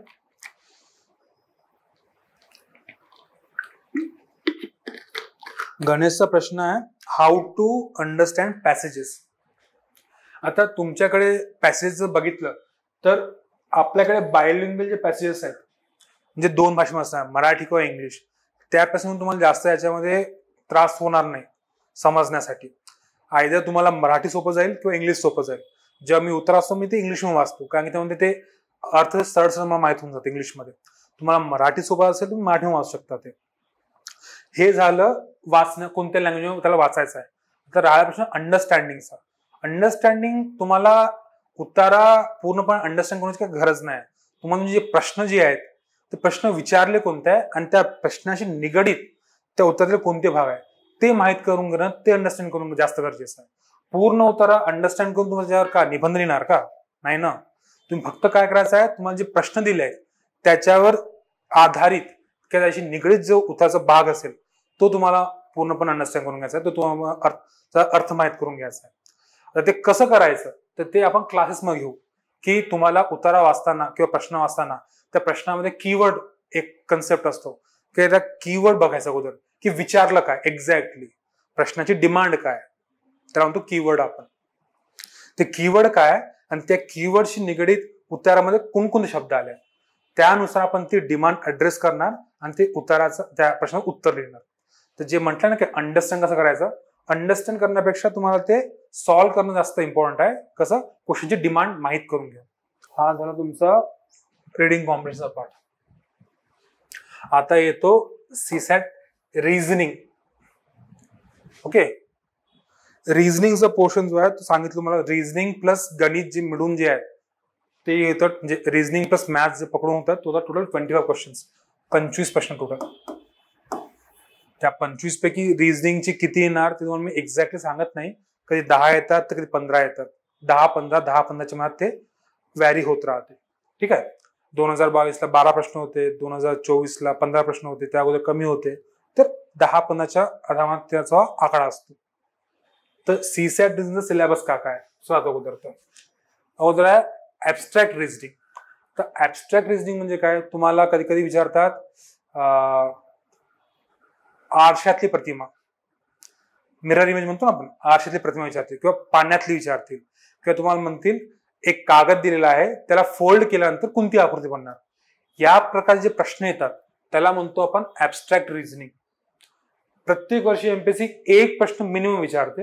एका वेळी त्यांनी 3 विचारले होते एका वेळेस, म्हणजे आरशातली प्रतिमा पण विचारली, मिरर इमेज पण विचारले, वॉटर इमेज पण विचारले आणि एक फोल्डिंग पेपर पण विचारलं होतं. तर मिनिमम एक क्वेश्चन तर याच्यावर येतो प्रत्येक वर्षी. ऍबस्ट्रॅक्ट रिझनिंग जे ड्रॉइंग्स असतात, डायग्राम्स असतात त्याच्यावर आधारित असते. ठीक आहे. त्यानंतर येतो व्हर्बल रिझनिंग. एमपीएससीने हा पोर्शन जो आहे मागच्या 3-4 वर्षांत थोडासा फोकसवर ठेवलाय, व्हर्बल रिझनिंग. व्हर्बल रिझनिंग म्हणजे एक्झॅक्टली काय असते, तर तुम्हाला काही सिच्युएशन देण्यात येतील, सिच्युएशन म्हणजे कसं, एक तुम्हाला 3-4 लाईनचं स्टेटमेंट देण्यात येईल का एका शहरामध्ये अशी अशी घटना घडून राहिल्या आहेत, तर त्या घटनावर आधारित पोलिसांनी अशी कारवाई केली आहे. मग त्या घटनावर आधारित तुम्हाला 4 हे दिले ते ऑप्शन्स का या घटनेवर काय माहित होऊन राहिलंय.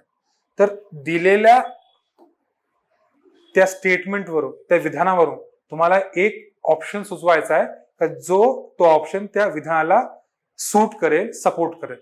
त्यानंतर शाब्दिक तर्क. याचा तुम्हाला मी एक एक्झाम्पल याच्यामध्ये घेतला ऑलरेडी.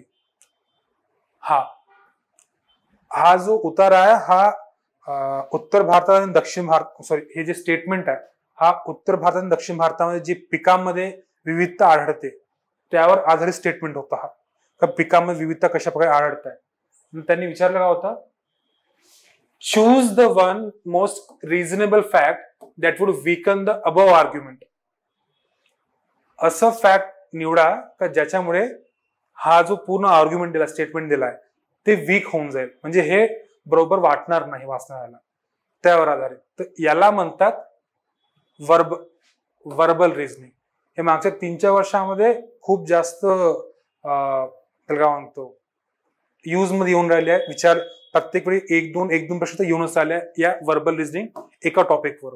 काही ते तुम्हाला आर्ग्युमेंट देतील, तर आर्ग्युमेंटला सपोर्ट करणारा स्टेटमेंट कोणतं आहे किंवा अपोज करणारा स्टेटमेंट कोणतं आहे असे प्रश्न विचारतील, किंवा तुम्हाला डायरेक्ट विचारतील का दिलेल्या स्टेटमेंटवरून तुम्हाला काय माहित पडून राहिलं आहे. म्हणजे उत्तरासारखे प्रश्न पण ते रिझनिंग मधले. हे आहे वर्बल रिझनिंग. ठीक आहे. त्यानंतर संख्या मालिका, नंबर सिरीज. सर्वांना माहितच आहे, एक सिरीज तुम्हाला देण्यात येईल, त्याच्यामध्ये कोणतं तरी एका प्रकारची प्रणाली असणार, एक कंटिन्युएशन रिपिटेशन असणार. जसं की तुम्हाला दिलं असेल की 3, 5, 7, 11, 13. तर हे काय, हे मूळ संख्या आहे.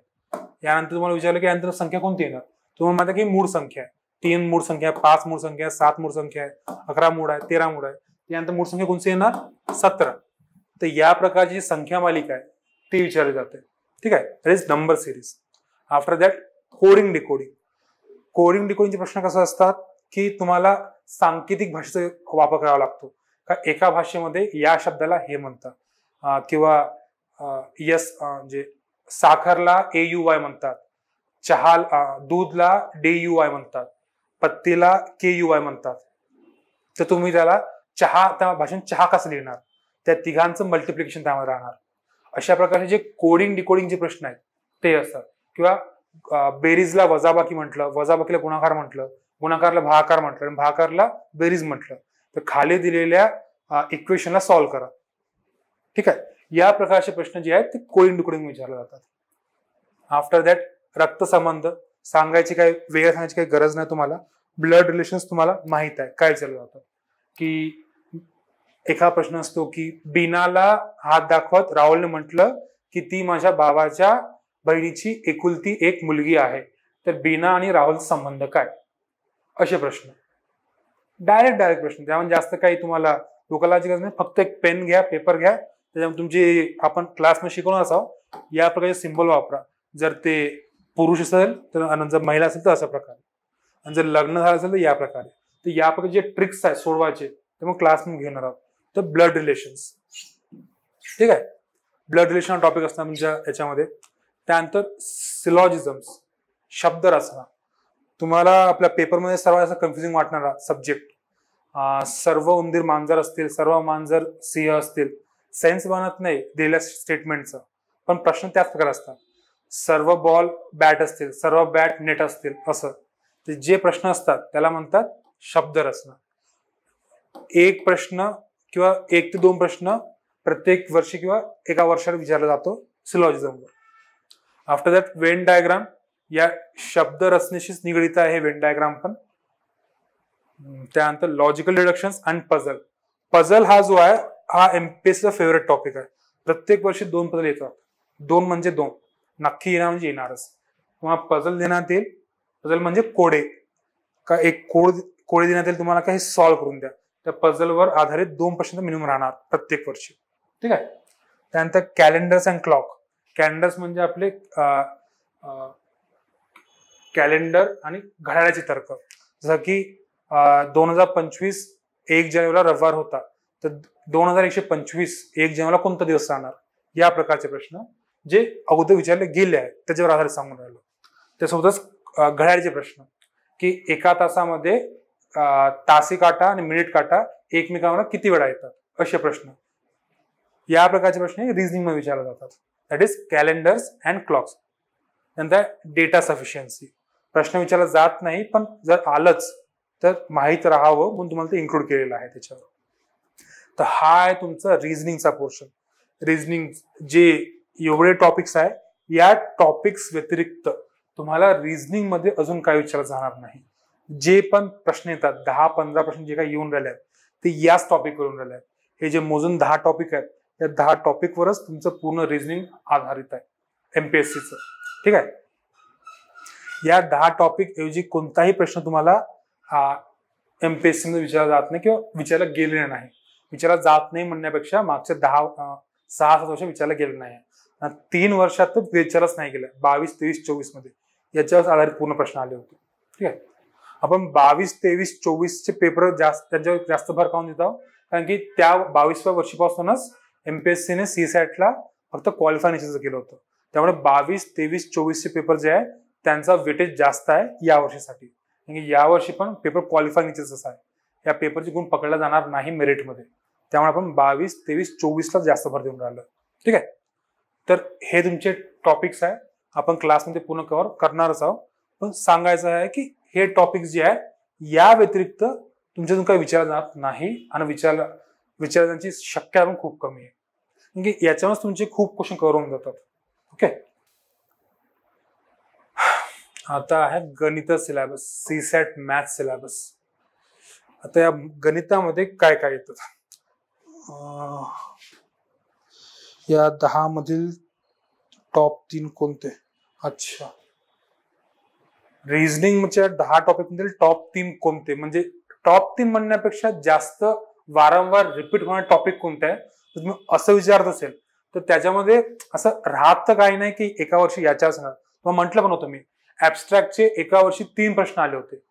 त्याच्यामध्ये त्यांनी आरशातली प्रतिमा विचारले, पाण्यातली विचारले आणि एक कागदी प्रतिमा विचारली होती.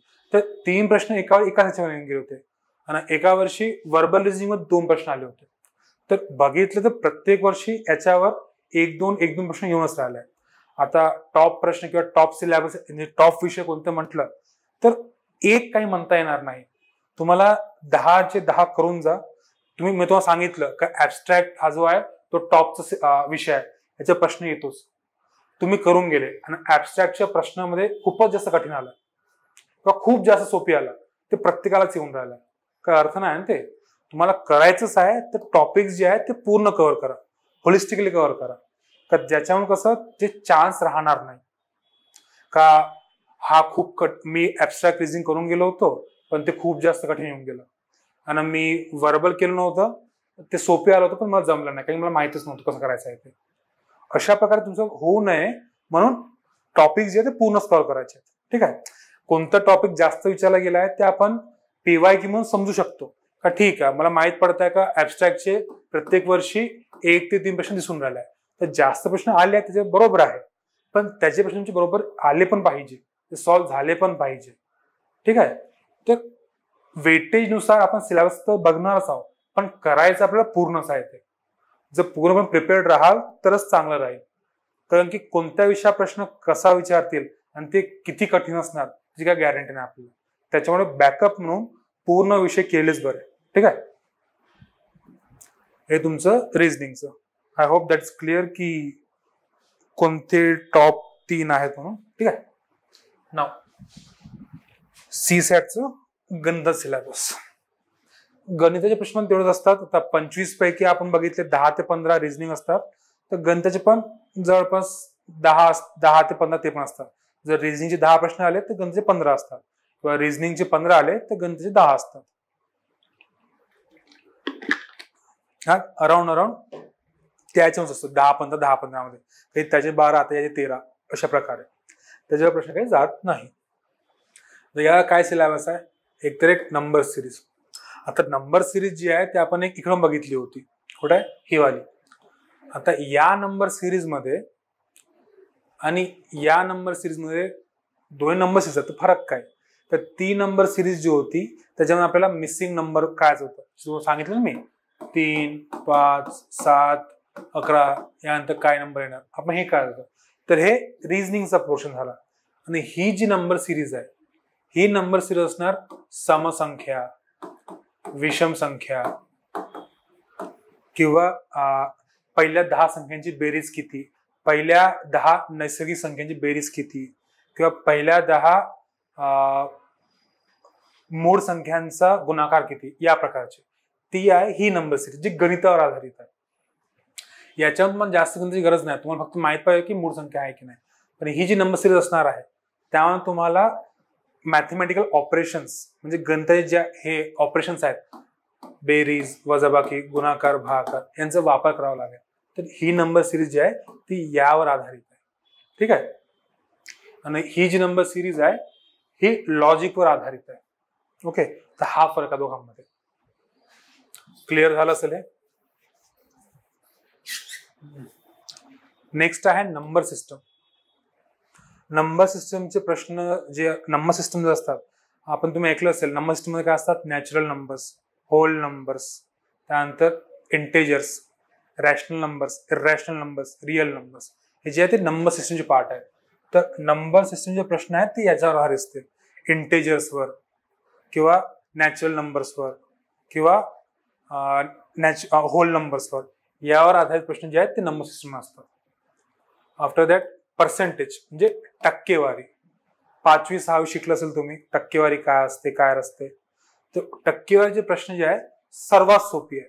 बेसिकली जर या पूर्ण मॅथ्सच्या सिलेबसमध्ये जे प्रश्न येतात त्यामध्ये सर्वात डुएबल प्रश्न जे असतात, जे सर्वात सोपी आणि करायला हलके जे प्रश्न असतात, हे पर्सेंटेजचे प्रश्न असतात.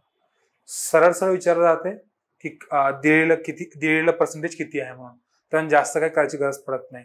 स्ट्रेट फॉरवर्ड क्वेश्चन, फुकटचे मार्क्स असते. त्यानंतर आहे रेशिओ अँड प्रपोर्शन म्हणजे गुणोत्तर आणि प्रमाण. हा स्पेसिफिकली मागच्या 2 वर्षांमध्ये विचारला नाही गेला की गुणोत्तर काय कसं येणार, पण रेशिओ अँड प्रपोर्शनचे जे मेथड आहे त्याचा वापर करून आपण दुसरे प्रश्न सॉल्व्ह केले, जसे की पार्टनरशिपचे. दोघा मित्रांनी 10,000 रुपये गुंतवले, एका मित्रांनी 6 महिन्याचे पैसे काढून टाकले, तर एका वर्षानंतर ते दोघांना किती वाटा भेटणार. अशा प्रश्नामध्ये आपण रेशिओ अँड प्रपोर्शन म्हणजे गुणोत्तराचा वापर करणार. प्रश्न आता डायरेक्ट सिंपल गुणोत्तर किंवा प्रमाणावर येऊन नाही राहिले का 2/3 इज इक्वल टू 4/x तर x किती असणार, असे प्रश्न विचारत नाही एमपीएससी. आता फक्त गुणोत्तराचा आपण वापर करून भागीदारीचे प्रश्न, नफाचे प्रश्न ते सॉल्व्ह करणार आहोत. ठीक आहे, ते असतात ratio and proportion. After that LCM and HCF, लसावी आणि मसावी. हा तुमच्या गणिताचा त्याला म्हणतो पण पाया, फंडामेंटल बेस. जर बेस जर काय असेल तर हा एक त्याच्यामध्ये येतो. त्या बेसमध्ये तुम्ही बघितले तर पर्सेंटेज, एलसीएम, ॲव्हरेज आणि नंबर सिस्टम, हे जे 4 टॉपिक आहे हे ते बेस आहेत. यावर आधारित पूर्ण तुमचं गणित अवलंबून आहे. तर त्या या 4 मध्ये पण एलसीएम एचसीएफ जो आहे तो असं म्हणतो का खूपशा प्रश्नामध्ये लागून जातो. ते भागीदारीमध्ये पण लागणार, त्यानंतर जे आपले काम असतात, टाइम अँड वर्कचे प्रॉब्लेम्स त्याच्यामध्ये पण लागतात, पर्सेंटेज पण लागतो, रेशिओ अँड प्रपोर्शन पण लागतो. तर एलसीएम एचसीएफ म्हणजे लसावी मसावीचे जे ऍप्लिकेशन्स आहेत ते खूप जास्त आहेत. तर हा टॉपिक आपण फक्त क्वेश्चन येणार म्हणून नाही, तर दुसऱ्या प्रश्नांमध्ये, दुसऱ्या क्वेश्चनमध्ये पण अप्लाय करण्यासाठी आपल्याला टॉपिक करणं गरजेचं राहतो, एलसीएम अँड एचसीएफचे. ठीक आहे. त्यानंतर squares and cubes and roots, वर्ग, घन आणि मुळे. जे चौरस म्हणतो ना, वर्ग असणे, 2चा वर्ग, 4चा वर्ग, किंवा घन असणे, 3चा घन, 4चा घन, त्याबद्दल, आणि ज्यांचे मूळ जे असतात रूट्स त्याच्यावर आधारित. त्यानंतर तो ऍव्हरेज. ऍव्हरेज म्हणजे सरासरी. तुम्हाला काय सरळ असा टेबल देण्यात येईल का इथे हे मुलं आहेत, हे त्यांचे मार्क्स आहेत, तर यांची सरासरी काढा. या प्रकारचे प्रश्न विचारले गेले आहेत.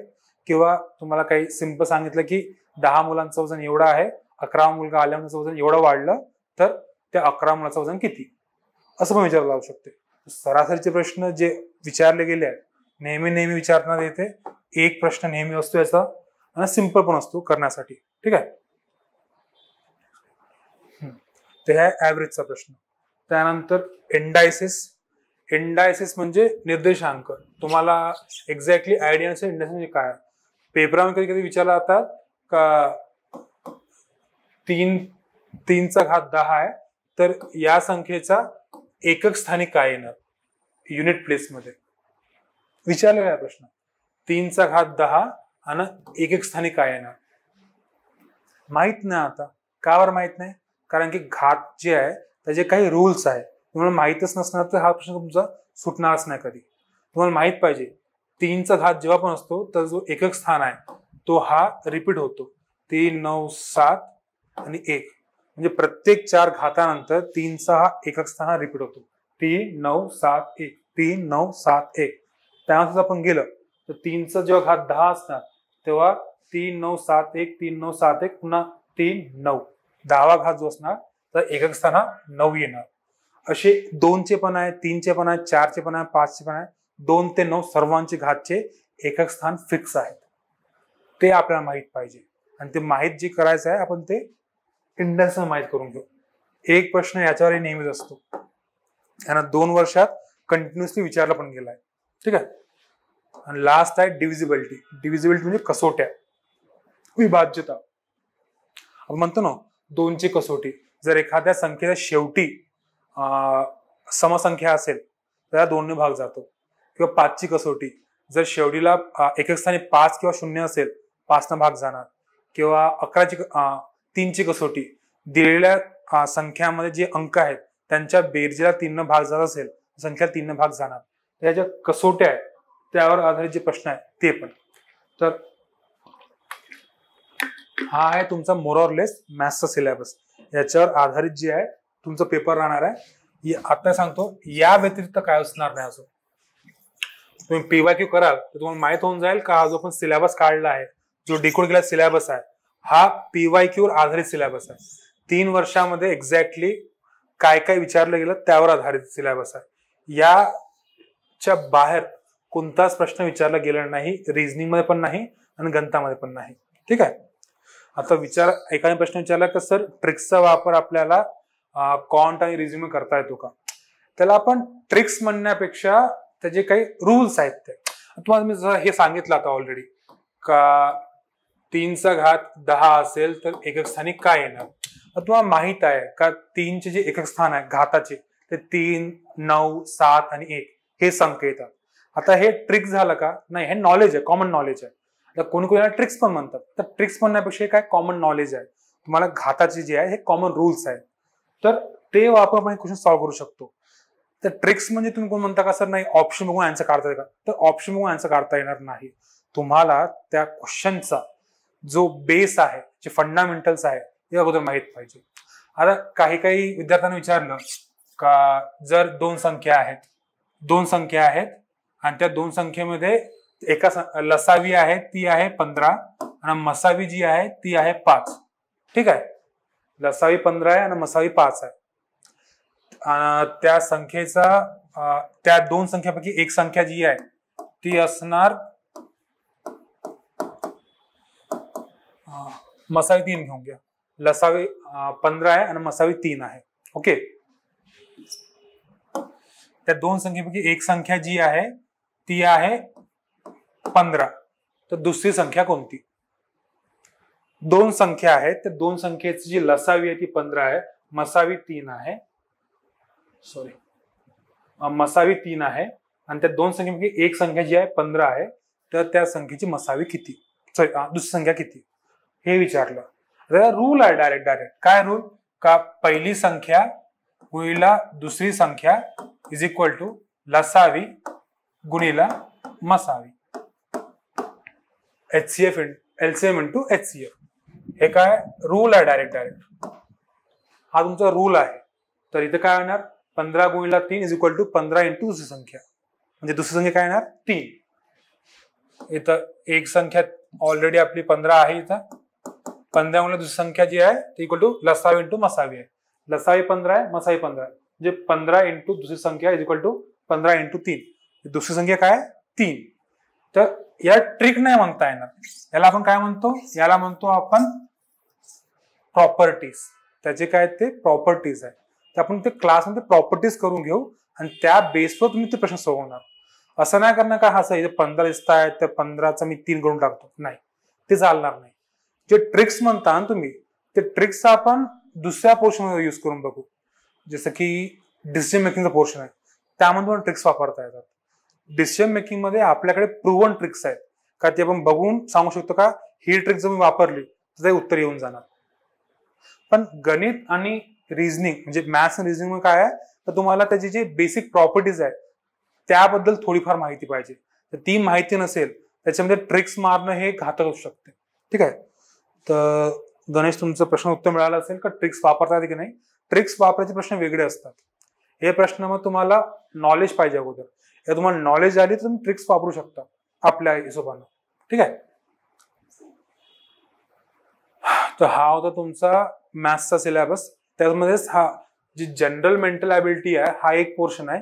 तर त्याच्यामधले मोस्टली जे विचारलेले प्रश्न आहेत ते टाइम स्पीड, वेळ आणि अंतर, टाइम अँड वर्क आणि मेन्सुरेशन यावर आधारित प्रश्न येतात. हे जे 3 पोर्शन आहेत याच्यावर विचारले गेले, प्लस प्रॉफिट लॉस 3 वर्षामध्ये हे विचारले गेले आहेत. हे जे बाकी 3 आहेत, simple interest, compound interest, probability आणि प्रॉब्बिलिटी कॉम्बिनेशन, हे एका वर्षात विचारले जातात किंवा विचारत नाही. पण कव्हर आपण सर्वच करणार आहोत. पण त्यापैकी हे profit loss, time speed, time and work आणि मेन्सुरेशन हे जे आहेत हे जास्त करून आपल्याला पेपरमध्ये दिसतात क्वेश्चन्स जे आहेत. सिम्पल इंटरेस्ट, कंपाऊंड इंटरेस्ट माहिती असेल, साधे व्याज आणि चक्रवाढ व्याज जे आपले फॉर्म्युले आहेत डायरेक्ट. त्यानंतर प्रॉफिट लॉस, किती टक्के तोटा झाला, किती टक्के नफा झाला, त्यावर आहे प्रश्न. टाइम स्पीड अँड डिस्टन्सचे प्रश्न. रेल्वे क्रॉस करायला किती वेळ लागतो एका माणसाला. एक माणूस सरळ उभा आहे, समोरून 15 मीटर पर सेकंड रेल्वे येऊन राहिली आहे. रेल्वेची लांबी 400 मीटर आहे, तर रेल्वे त्या माणसाला किती वेळानं क्रॉस करणार. हे प्रश्न ऑलरेडी विचारले आहेत. आणि हे प्रश्न GS1 मध्ये पण विचारतात. ते सायन्स बेस्ड आपण जे पॅसेज म्हणतो बघा, त्याच्यामध्ये असे प्रश्न येतात. GS आपल्या उत्तरामध्ये GS2 मध्ये हे प्रश्न येतात टाइम अँड स्पीडचे पण डायरेक्ट. त्यामुळे तुम्हाला डायरेक्ट एक उत्तरा दिला राहील ज्याच्यामध्ये म्हणणं राहील का जे आपले इक्वेशन आहेत न्यूटन्सचे, S is equal to UT plus half AT square, हे जे फॉर्म्युला आहे तुम्हाला डायरेक्ट फॉर्म्युला येतील आणि तुम्ही विचारतील का व्यक्ती उभा आहे, ट्रेन जात आहे, तर किती वेळ लागणार. त्याच्यामध्ये विचारलं जाऊ शकते. पण हे जे आपले time and work and time speed आहे याच्यामध्ये ते विचारलं जाऊ शकते. ओके. मेन्सुरेशन म्हणजे गणना. तुम्हाला एका त्रिकोणाचा पेरिमीटर विचारतील किंवा त्याचा जो एरिया आहे तो विचारला जाईल, किंवा चौकोनाचा एरिया, किंवा एखादा घन असेल, क्यूब असेल, त्या क्यूबचा व्हॉल्यूम काय, घनता काय, ते विचारलं जाऊ शकते. त्याच्यावर आधारित प्रश्न. हे आहे तुमचं इन ऑल बेसिक न्यूमरसी आणि जनरल मेंटल ॲबिलिटीचे जे डिकोडेड प्रश्न आहेत हे या विषयावर आधारित असतील. तर हे तुमचे इथं ऑलरेडी 9 टॉपिक्स हे आहेत आणि 8 टॉपिक्स हे आहेत. तर मॅथ्सचे हे 17 टॉपिक्स जे आहेत हे आहेत आणि रिंगचे ते 10 टॉपिक्स. हे 27 टॉपिक्स जे आहेत तुमचे हे 25 प्रश्नासाठी आवश्यक आहेत. येणारे 25 जे प्रश्न असतील ते या 27 टॉपिक्सवर अवलंबून असतील. 27 टॉपिक्स जर बाहेरून आलं तर ट्रस्ट मी ते दुसऱ्यांना कुणाला पण नाही येणार. कारण की जे पण मुलं करून चालले आहेत ते ही 27 टॉपिक करून चालले आहेत. त्या 27 टॉपिक्सच्या व्यतिरिक्त दुसरं काही येणार नाही आणि आहे पण नाही. ठीक आहे. तर या 27 टॉपिक्सवरच आपलं येणाऱ्या लेक्चरचा फोकस असेल का जे गणित आणि बुद्धिमत्तेचं पोर्शन राहील तो याच्यावरच फोकस करत राहील का हे 27 टॉपिक कसे करायचे. या 27 टॉपिकवर आधारित आपले जे PYQs आहे ते सॉल्व्ह करणं आणि त्यासोबतच क्लासचे जे टेस्ट सिरीज राहणार त्याच्यावर आधारित ते सॉल्व्ह करणं. जर तुम्ही हे केलं तर तुम्ही सेट आहात CSAT साठी. ठीक आहे. या व्यतिरिक्त अजून काही आहे नाही. ठीक आहे. आता last and final portion of CSAT, decision making. Golden rule, golden opportunity, golden questions, त्याच्यामध्ये काहीच चुकू शकत नाही आपलं ते प्रश्न. तर डिसिजन मेकिंग प्रश्नांची जी त्याला काय म्हणतो आपण, ब्युटी जी आहे ना ती ही अशी आहे का, हा तुमचा प्रश्न आहे डिसिजन मेकिंगचा, हा पूर्ण तुम्हाला एक हे देऊन ठेवलाय का सिच्युएशन काय, आणि तुम्हाला याच्यावर 4 त्यांना ऑप्शन दिलाय का या सिच्युएशनवर आधारित तुम्हाला हे 4 पैकी कोणती ऍक्शन बरोबर वाटून राहिली आहे. ठीक आहे, या 4ही ऑप्शनवर प्रत्येक ऑप्शनला मार्क्स आहेत. एकाला 0 मार्क्स असतील, एकाला 0.5 मार्क्स असतील, सॉरी एकाला 1 मार्क असेल, एकाला 1.5 असेल, तर एकाला 2.5. ठीक आहे, हे तुमचे मार्क्स आहेत. म्हणजे प्रत्येक प्रश्नाला तुमचं काही ना काही मार्क्स आहे, 0 पासून ते 2.5 पर्यंत. आपल्याला 2.5 मार्क्स घ्यायचं आहे त्याच्यामध्ये. ठीक आहे, 2.5च्या कमी आपल्याला घ्यायचं नाहीये. ते कसं घ्यायचं आपण इथं सांगितलंय. तुम्हाला विचारतो का सर ट्रिक्सनं सॉल्व्ह करता येत नाही का आम्हाला, तर ट्रिक्स हे आहेत. ट्रिक्स असे राहणार ते, समजलं. ट्रिक्स जे असतील ते या प्रकारे असतील.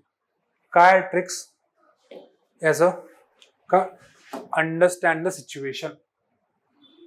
ठीक आहे, दिलेली परिस्थिती काय ते समजा अगोदर. आयडेंटिफाय द स्टेक होल्डर्स, त्याच्यामध्ये इन्व्हॉल्ड कोण कोण आहेत, संबंधित व्यक्ती ओळखा. अनालाइज द ऑप्शन, ऑप्शन जे आहेत ते बघा, दिले काय आहेत ऑप्शन्स. इव्हॅल्युएट द कॉन्सिक्वेन्सेस, दिलेल्या ऑप्शनचे परिणाम ओळखा. परिणाम काय होऊ शकतात, जर मी हे चूज केलं, हा जर पर्याय मी निवडला तर परिणाम काय होणार. त्यानंतर चूज द बेस्ट ऑप्शन, कमीत कमी कॉन्सिक्वेन्स परिणाम असलेला ऑप्शन चूज करा तुम्हाला. हा ना, चूज करताना बी प्रॅक्टिकल, असं काहीतरी सुचवा जे आपल्या रोजच्या जीवनामध्ये पॉसिबल राहील. हे आहे सिंपल त्याचे रूल्स डिसिजन मेकिंगचे. आता तुम्हाला हे रूल अप्लाय करून हा प्रश्न सोडून बघा तुम्ही. You are a freelancing journalist. Recently you read novel based on documented sufferings and exodus of people of minority tribe from certain region that happened more than 2 decades ago. तुम्ही एक पत्रकार आहात. तुम्ही आता सध्या एक कादंबरी वाचली ज्याच्यामध्ये एका पर्टिक्युलर जमातीचं हे जे पलायन झालं होतं आणि त्याचे जे अत्याचार झाले होते त्याबद्दल वर्णन केलेलं आहे त्या कादंबरीमध्ये. You are from this minority tribe, तुम्ही त्या जमातीला बिलॉंग करता, तुम्ही त्याच जमातीचे. You are very well acquainted with the realities of the exodus, जो पलायन झाला होता, जे हकालपट्टी करण्यात आली होती त्यामध्ये तुम्हाला पूर्णपणे माहिती आहे. And the hardship faced by people of both the tribes, आणि हे जे पलायन झालं होतं, ज्यांच्यामुळे झालं होतं आणि ज्यांनी केलं होतं, त्या दोघांना काय काय सामोरे जावं लागले, कोणत्या प्रकारच्या समस्या आहेत तुम्हाला माहित आहे ते. In your opinion the author, ज्याने कादंबरी लिहिली आहे, has used her writing skills to emphasise how cruel were the victimisers towards your tribe.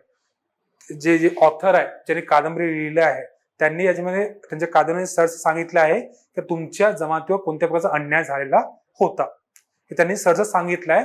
आणि त्याच्यामुळे लोकांच्या भावना पण खूप जास्त बाहेर पडल्या की आमचा अन्याय झालेला आहे म्हणून. This novel has succeeded in getting sufferings of your tribe acknowledged by people from larger society. But you know that this is only half truth and it's agonizing you. You will write articles to be published in different media to present. जे लेखन लिहिलं आहे ते फक्त अर्ध सत्य आहे. जे घडलं आहे बरोबर आहे, पण ते पूर्णपणे त्याच्या मागे कारण का होती ते पुन्हा सांगितली आलेली नाही. जे घडलं फक्त तेच लिहिलं आहे, पण ते घडण्याच्या मागे कारण का होती ते पूर्णपणे सांगितलं नाही, ते माहित आहे. आता तुम्ही त्याच्याबद्दल एक लेख लिहिणार आहात उद्या एका पेपरामध्ये, तर ते लेख कशाबद्दल असेल असं त्यांनी तुम्हाला सांगितलंय. सिच्युएशन काय आहे का 2 जमातीमधलं काही घर्षण होतं, त्याच्यामुळे एक जमातीतून पलायन केली, तुम्ही त्या जमातीचे मेंबर होते. आता तुमच्याकडे चान्स आहे ते जे झालेलं आहे त्याबद्दल लिहिण्याचं. तुम्ही काय लिहिणार? पहिलं ऑप्शन बघा, the position of the victims as sharply The position of the victims is sharply distinct from and as opposed to those of victimizers, using selected authentic documents and gain empathy from the society at large with propagation stance. Propagation stance म्हणजे काय? प्रोपगॅन्डा फैलवणं. Option समजून येतं का नाही? हे जे option आहे हे अजून त्या जमाती म्हणजे 2 जमाती आहेत त्यांच्यामध्ये पुन्हा घर्षण क्रिएट करेल. तर हे ऑप्शन तर राहणार नाही आपलं, आपण हे तर घेणार नाही. दुसरं काय, fact that though minority tribe got displaced, all misplaced majority tribe members were not perpetrators and both tribes were misguided by their narrow-minded leaders by using evidence of selected documents. काय म्हटलंय का जी ट्राईबला पलायन करावं लागलं होतं त्यांच्यावर तर अत्याचार झालाच, पण ज्यांच्यामुळे अत्याचार झाला ते सर्व त्याच्यामध्ये इन्व्हॉल्व नव्हते आणि काही लोकांच्या दुर्दैवी डिसिजनमुळे हे सर्व काही झालं होतं असं तुम्ही मांडणार. ऐकायला चांगलं आहे हे, तुम्ही याला पकडू शकता का याच्यामध्ये तुम्ही कोणत्याच प्रकारचं प्रोपॅगंडा दाखवत नाही, फक्त तुम्ही काय सत्य सांगून आले का नाही. दोन्ही बाजू आहे, दोघांमध्ये पण खूप जास्त नुकसान झालंय, ज्यांचं पलायन झालं त्यांचं पण आणि ज्यांनी केलं त्यांचं पण. तर हा जो ऑप्शन आहे बॅलन्स्ड अप्रोच देतो, म्हणजे प्रॅक्टिकल अप्रोच. हा दोघांची पण काही ना काही याच्यामध्ये लॉस झालेला आहे. ठीक आहे. तिसरं काय, fact that victimisers were also victims of daily hardships, tragedy and hopelessness along with the laws of rights and respectively uses elected documents. Fact that victimizers were also victims. ज्यांनी तुमच्यावर अत्याचार केले ते पण एका प्रकारे विक्टिमच होते. पण असं जर तुम्ही म्हणणार तर तुमच्या ज्या ट्राईब्स आहेत त्याच्या विरुद्ध जाणार तुम्ही, तर हा पण ऑप्शन बरोबर राहणार नाही. कारण की तुम्ही फक्त एका पार्टला फोकस करता.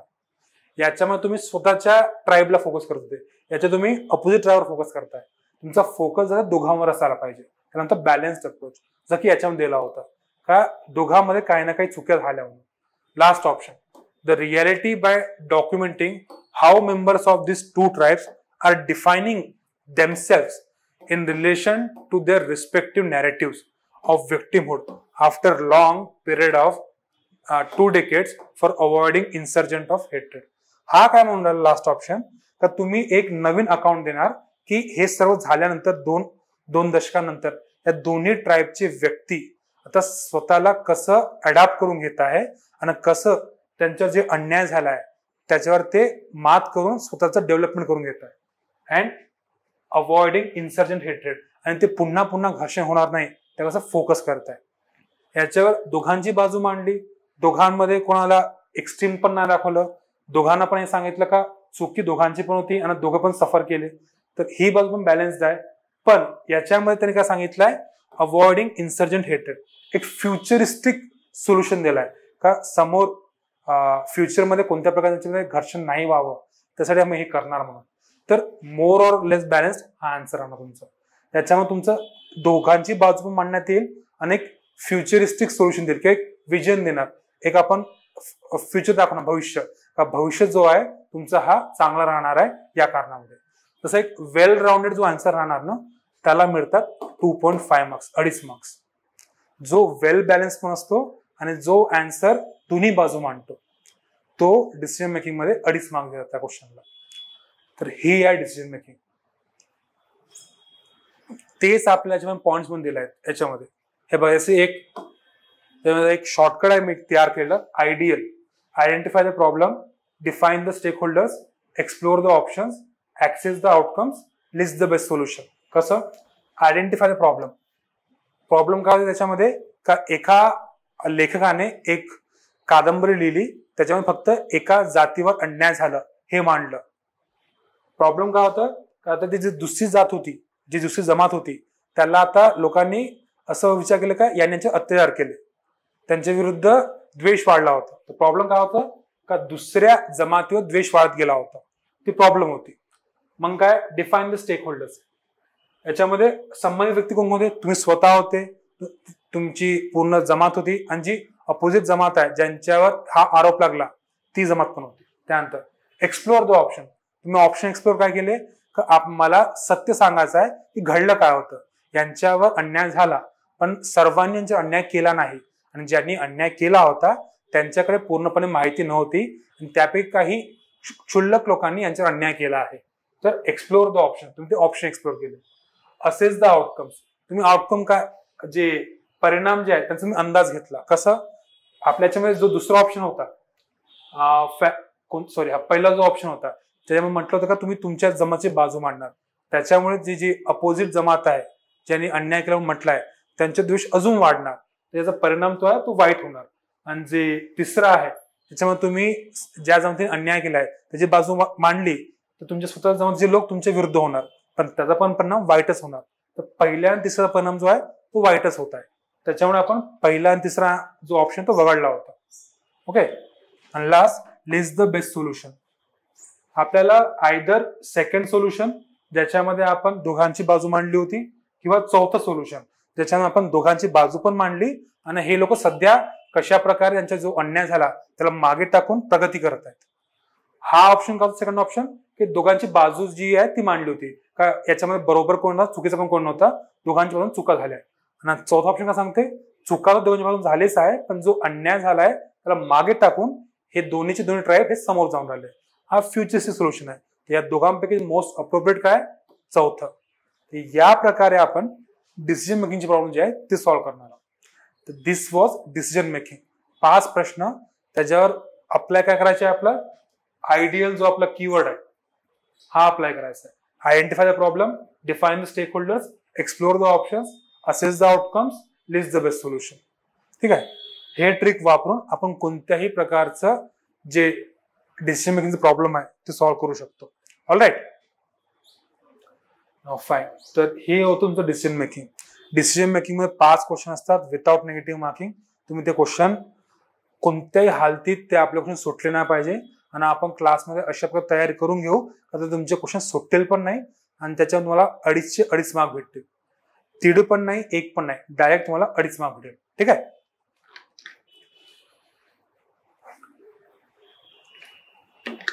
आता मोस्ट हॅपनिंग क्वेश्चन, कोणत्याही परीक्षेसाठी सर्वात जास्त विचारला प्रश्न का, संदर्भ साहित्य. सर इतिहास राज्यशास्त्र म्हटलं तर लक्ष्मीकांत आहे, अर्थशास्त्र म्हटलं तर कोळंबे आहे, सायन्स म्हटलं तर असे वेगवेगळे बुक्स आहेत. पण संदर्भ साहित्य सीसॅट म्हटलं तर आमचे बुक्स नाही. आम्ही कोणते पुस्तक वापरायचे, काय करायचे, काय कळून नाही राहिलं. काही घाबरायची गरज नाही. संदर्भ साहित्य जो आहे सर्वांना ऍक्सेसिबल साहित्य आहे. का, 6वी, 7वी, 8वी, 9वी आणि 10वीचे महाराष्ट्र स्टेट बोर्ड जे आहे, महाराष्ट्र राज्य मंडळ याचे गणिताचे पुस्तक 6वी, 7वी, 8वी, 9वी, 10वी याचं जो गणित पुस्तक आहे म्हणजे संदर्भ साहित्य. कारण आपल्या सिलेबस मध्ये म्हटलंय 10th लेवल, 10वी पर्यंतची पातळी. आता तुम्ही म्हणाल कसं आम्ही डायरेक्ट 10th वाचणार. जर तुमचं 6वी, 7वी, 8वी, 9वी क्लिअर असेल तुम्ही डायरेक्ट 10वी वाचा, हमखास वाचा, काही गरज नाही. पण जर तुमचं 10th बेसिक क्लिअर नसेल तर 6वी पासून वाचलं तर तुम्हालाच ते लाभदायक राहील. आणि असं पण नाही की खूप मोठे पुस्तक आहे, जास्तीत जास्त हे 80-90 पेजचे पुस्तक आहे. 8वी जागे 100 पेजचं पुस्तक आहे. 100 पेज मध्ये पूर्ण होऊन जा. आणि त्याच्यामध्ये पण अर्धे पेज जे आहेत ते प्रॉब्लेम्स आहेत सॉल्व्ह केलेले आणि स्वतः सॉल्व्ह करून दिलेले. तर हे तुमचे पुस्तक जे आहे हा मेन सोर्स आहे तुमच्या गणितासाठी, बुद्धिमत्तेसाठी. सेकंड काय राहणार, क्लास नोट्स. म्हणजे तुम्हाला क्लास नोट्स प्रोव्हाइड करू का उत्तरासाठी काय कसं सॉल्व्ह करायचं, बुद्धिमत्तेचे प्रश्न कसे सॉल्व्ह करायचे, किंवा डिसिजन मेकिंगसाठी आपण कोणकोणते हे वापरणार, टेक्स्ट वापरणार, जे क्लास नोट्स मेन्शन राहतील तुमचं सेकंड राहणार. थर्ड आणि मोस्ट क्रुशियल, मागील वर्षांचा प्रश्नांचा समूह, previous year questions. The most critical असेल ना काही तर हे आहे PYQs. मागील वर्षी काय काय प्रश्न विचारले होते, मागील वर्षी जे प्रश्न विचारले होते ते बेसिकली तुमचं रोड मॅप राहणार. कसं, कारण की ते प्रश्न वाचल्यानंतरच तुम्हाला कळणार की प्रश्न विचारला काय जाणार आहे, म्हणजे कोणत्या लेवल विचारतील, कोणत्या भाषेमध्ये विचारतील, त्या प्रश्नाची भाषा काय असणार, सेंटेन्स कशी असणार, हे सर्व काही तुम्हाला यावरून माहित होते. तुम्हाला वाटेल का PYQचं इम्पॉर्टन्स का बरं आहे. तुम्ही विचार करा, जो पेपर सेटर असतो, यावर्षी जो पेपर सेट करणार आहे माणूस का जे काय MPSC बोर्ड आहे, प्रत्येकी कोणाला ते पेपर सेट करताना दिलं असेल. जो पेपर सेट करणारा व्यक्ती आहे तो काय करणार, अगोदर काय बघणार, तो मागील वर्षी कसं पेपर होता यांचा, त्या पेपरनं त्यांनी काय विचारलं होतं. जर पेपर सेट करणारा व्यक्तीच मागील वर्षाचा पेपर बघत असेल तर आपल्याला ते बघावंच लागणार आहे. कारण की पेपर सेट करणारा स्वतः बघत आहे का हे प्रश्न कशा प्रकारे दिले होते, तर आपल्याकडे पण तोच उपाय का तेच बघायचा आहे.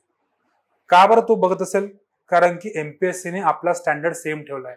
22, 23, 24 3 वर्ष पेपर घ्या, तुम्हाला तर स्टँडर्ड सेम दिसेल, टॉपिक सेम दिसेल, लँग्वेज पण सेम दिसेल क्वेश्चनची. तर हे कसं होतं, तर ते प्रिव्हियस इयर क्वेश्चन बघून त्याच टाईपचे क्वेश्चन फ्रेम करण्यामुळे. त्यामुळे मागील वर्षाच्या प्रश्नांचा समूह PYQ जे आहे ते सर्वात क्रुशियल राहणार आहे तुमच्या प्रिपरेशनमध्ये. 2013 पासून ते 2024 पर्यंत 12 वर्षाचे पेपर्स आहेत ते पूर्णपणे तुम्हाला आपण सराव करून घेऊ क्लासमध्ये आणि तुम्हाला सोडवायचे परीक्षेमध्ये.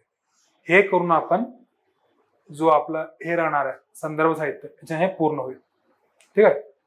काय 6वी ते 10वी गणिताचे पुस्तक, महाराष्ट्र स्टेट बोर्ड, त्यानंतर class notes, last is PYQs. हे आहे तुमचं संदर्भ साहित्य. ठीक आहे. आता राहिला प्रश्न नियोजनाचा. नियोजन म्हणजे काय की येणाऱ्या include state board problems teaching. अच्छा, स्टेट बोर्डचे प्रॉब्लेम्स टीचिंग मध्ये येणार का नाही? स्टेट बोर्डचे प्रॉब्लेम्स जे आपल्याला MPSC विचारला जाणार तसे प्रश्न आपण इथे प्रॅक्टिस करून घेऊ. आपला कोणताही टॉपिक झाला, तुम्हाला काही एक्झाम्पल देणार मी सॉल्व्ह करायला, तर काही एक्झाम्पल मी स्वतः सॉल्व्ह करणार. ते जे आहेत जर स्टेट बोर्डचे प्रश्न त्या पातळीवर असतील, त्या लँग्वेजमध्ये असेल, आपण ते इन्क्लूड करून घेणार. ठीक आहे.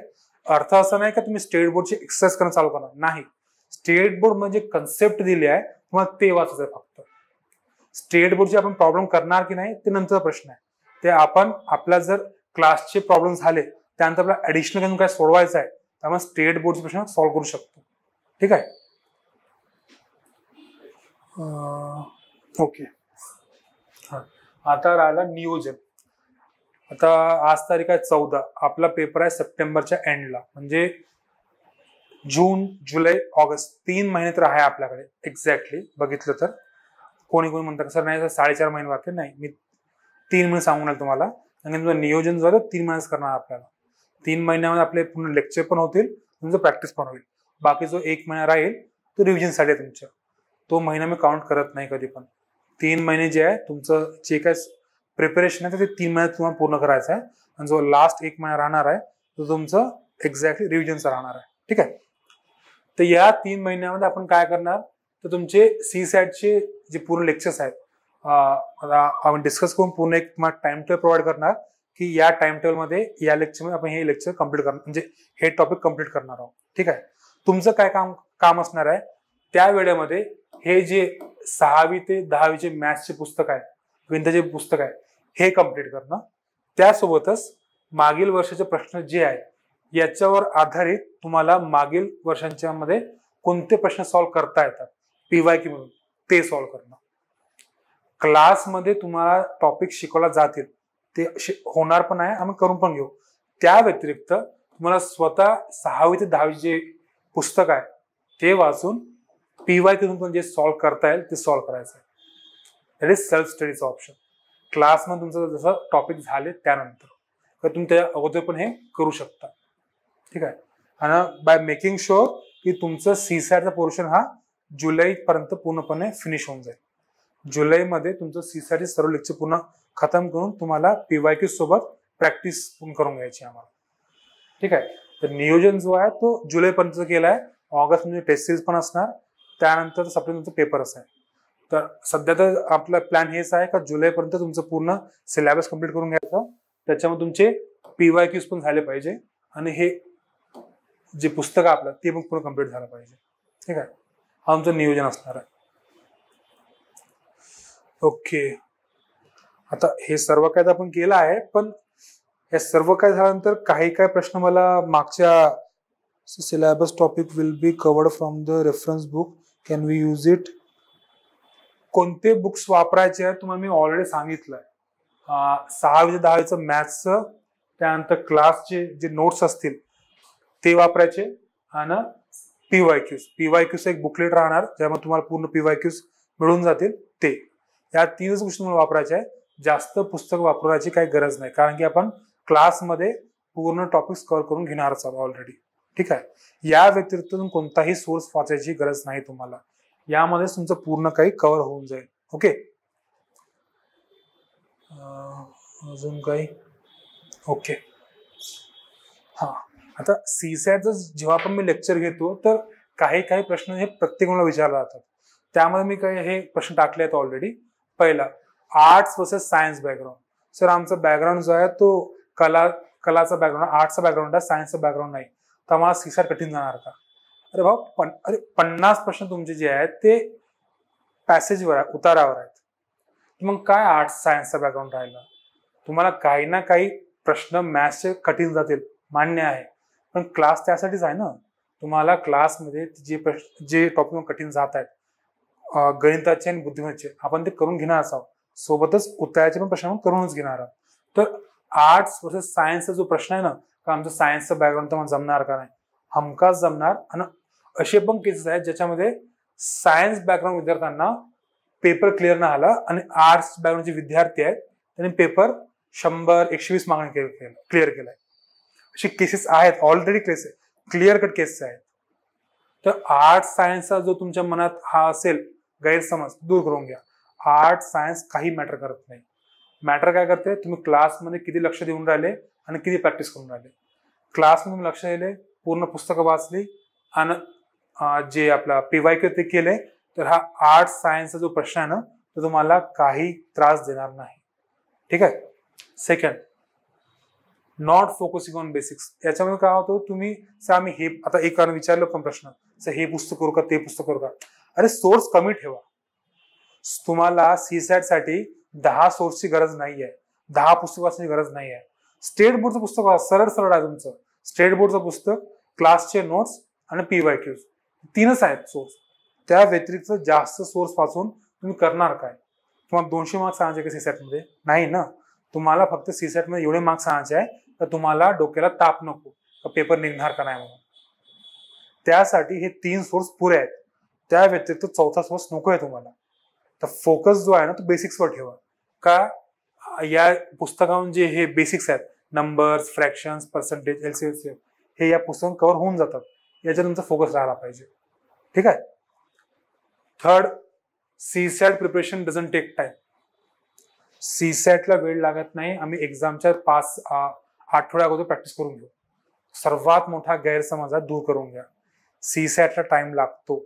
सीसॅट हे जे आहे स्किल आहे, आणि स्किल जो आहे जेवढा तुम्ही प्रॅक्टिस कराल तेवढाच तो शार्प राहतो. एखादा प्लेअर चांगला क्रिकेटर आहे असं म्हणून त्याला जर वर्षभर प्रॅक्टिस नाही केली, त्याला डायरेक्ट म्हणतात तर खेळ जमणार का? ते नाही. स्किलला कधी पण प्रॅक्टिस लागते. सीसॅट पण स्किल आहे जो तुम्हाला प्रॅक्टिस करून वाढवता येतो किंवा शार्प ठेवता येतो. तर CSAT preparation doesn't take time म्हणणार जे काही आहे ते डोक्यावरून तुझ्या काढून टाका. असं म्हणून चालाल, एक्झामच्या आठवड्यापर्यंत तुम्ही पुस्तक काढाल ना, तर एक्झामच्या दिवशी तुम्हाला माहित पडेल का किती मोठी चूक केली आपण. अशा प्रकारची जर टेंडन्सी असेल तर ती टेंडन्सी बाजूला ठेवा किंवा मानून पूर्णपणे काढून टाका. सीसॅटला वेळ द्या. किती वेळ द्यायचं ते तुमच्या स्वतःच्या लेवलवर आधारित आहे. कोणाला अर्धा तास लागेल, तुम्हाला 1 तास लागेल दिवसाचा, पण सीसॅटला वेळ देणं गरजेचं आहे. आणि बाकी सब्जेक्ट सोबतच सीसॅट करत राहणं पण गरजेचं आहे. तुम्ही आखरी महिन्यात करतो, आखरी आठवड्यात करतो म्हणून जर कराल तर तुम्हाला सीसॅट घेऊन डुबणार. वर्षभर केलेली मेहनत GS1 साठी पूर्णच्या पूर्ण वाया जाणार. तर सीसॅटला वेळ द्या. ओके.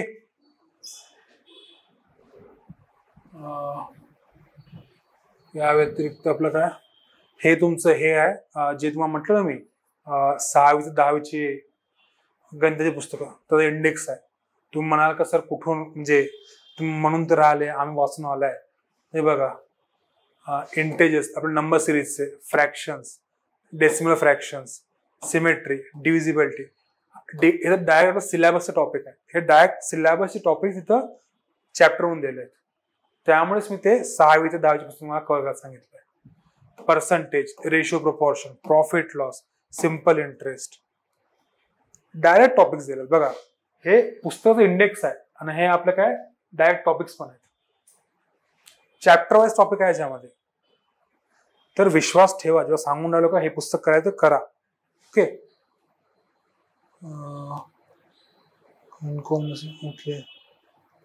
ठीक आहे.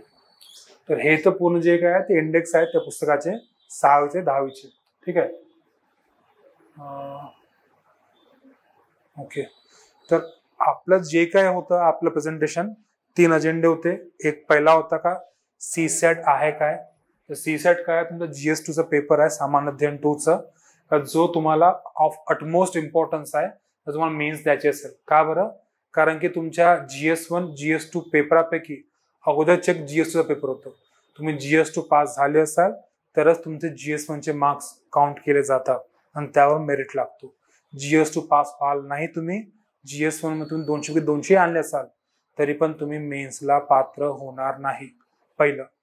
दुसरं काय होतं, CSAT मध्ये टॉपिक्स काय आहेत आपले, ठीक आहे. CSAT मध्ये टॉपिक्स आपण पूर्ण बघितले की उतारा काय असतो, आकलनचा, रिडिंग कॉम्प्रेन्शन, रिझनिंग काय असतं, त्यानंतर गणिताचे कोणते पोर्शन आहेत ते पूर्ण, आणि त्यानंतर CSATचा सिलेबस डिकोड केलं होतं आपण, ठीक आहे.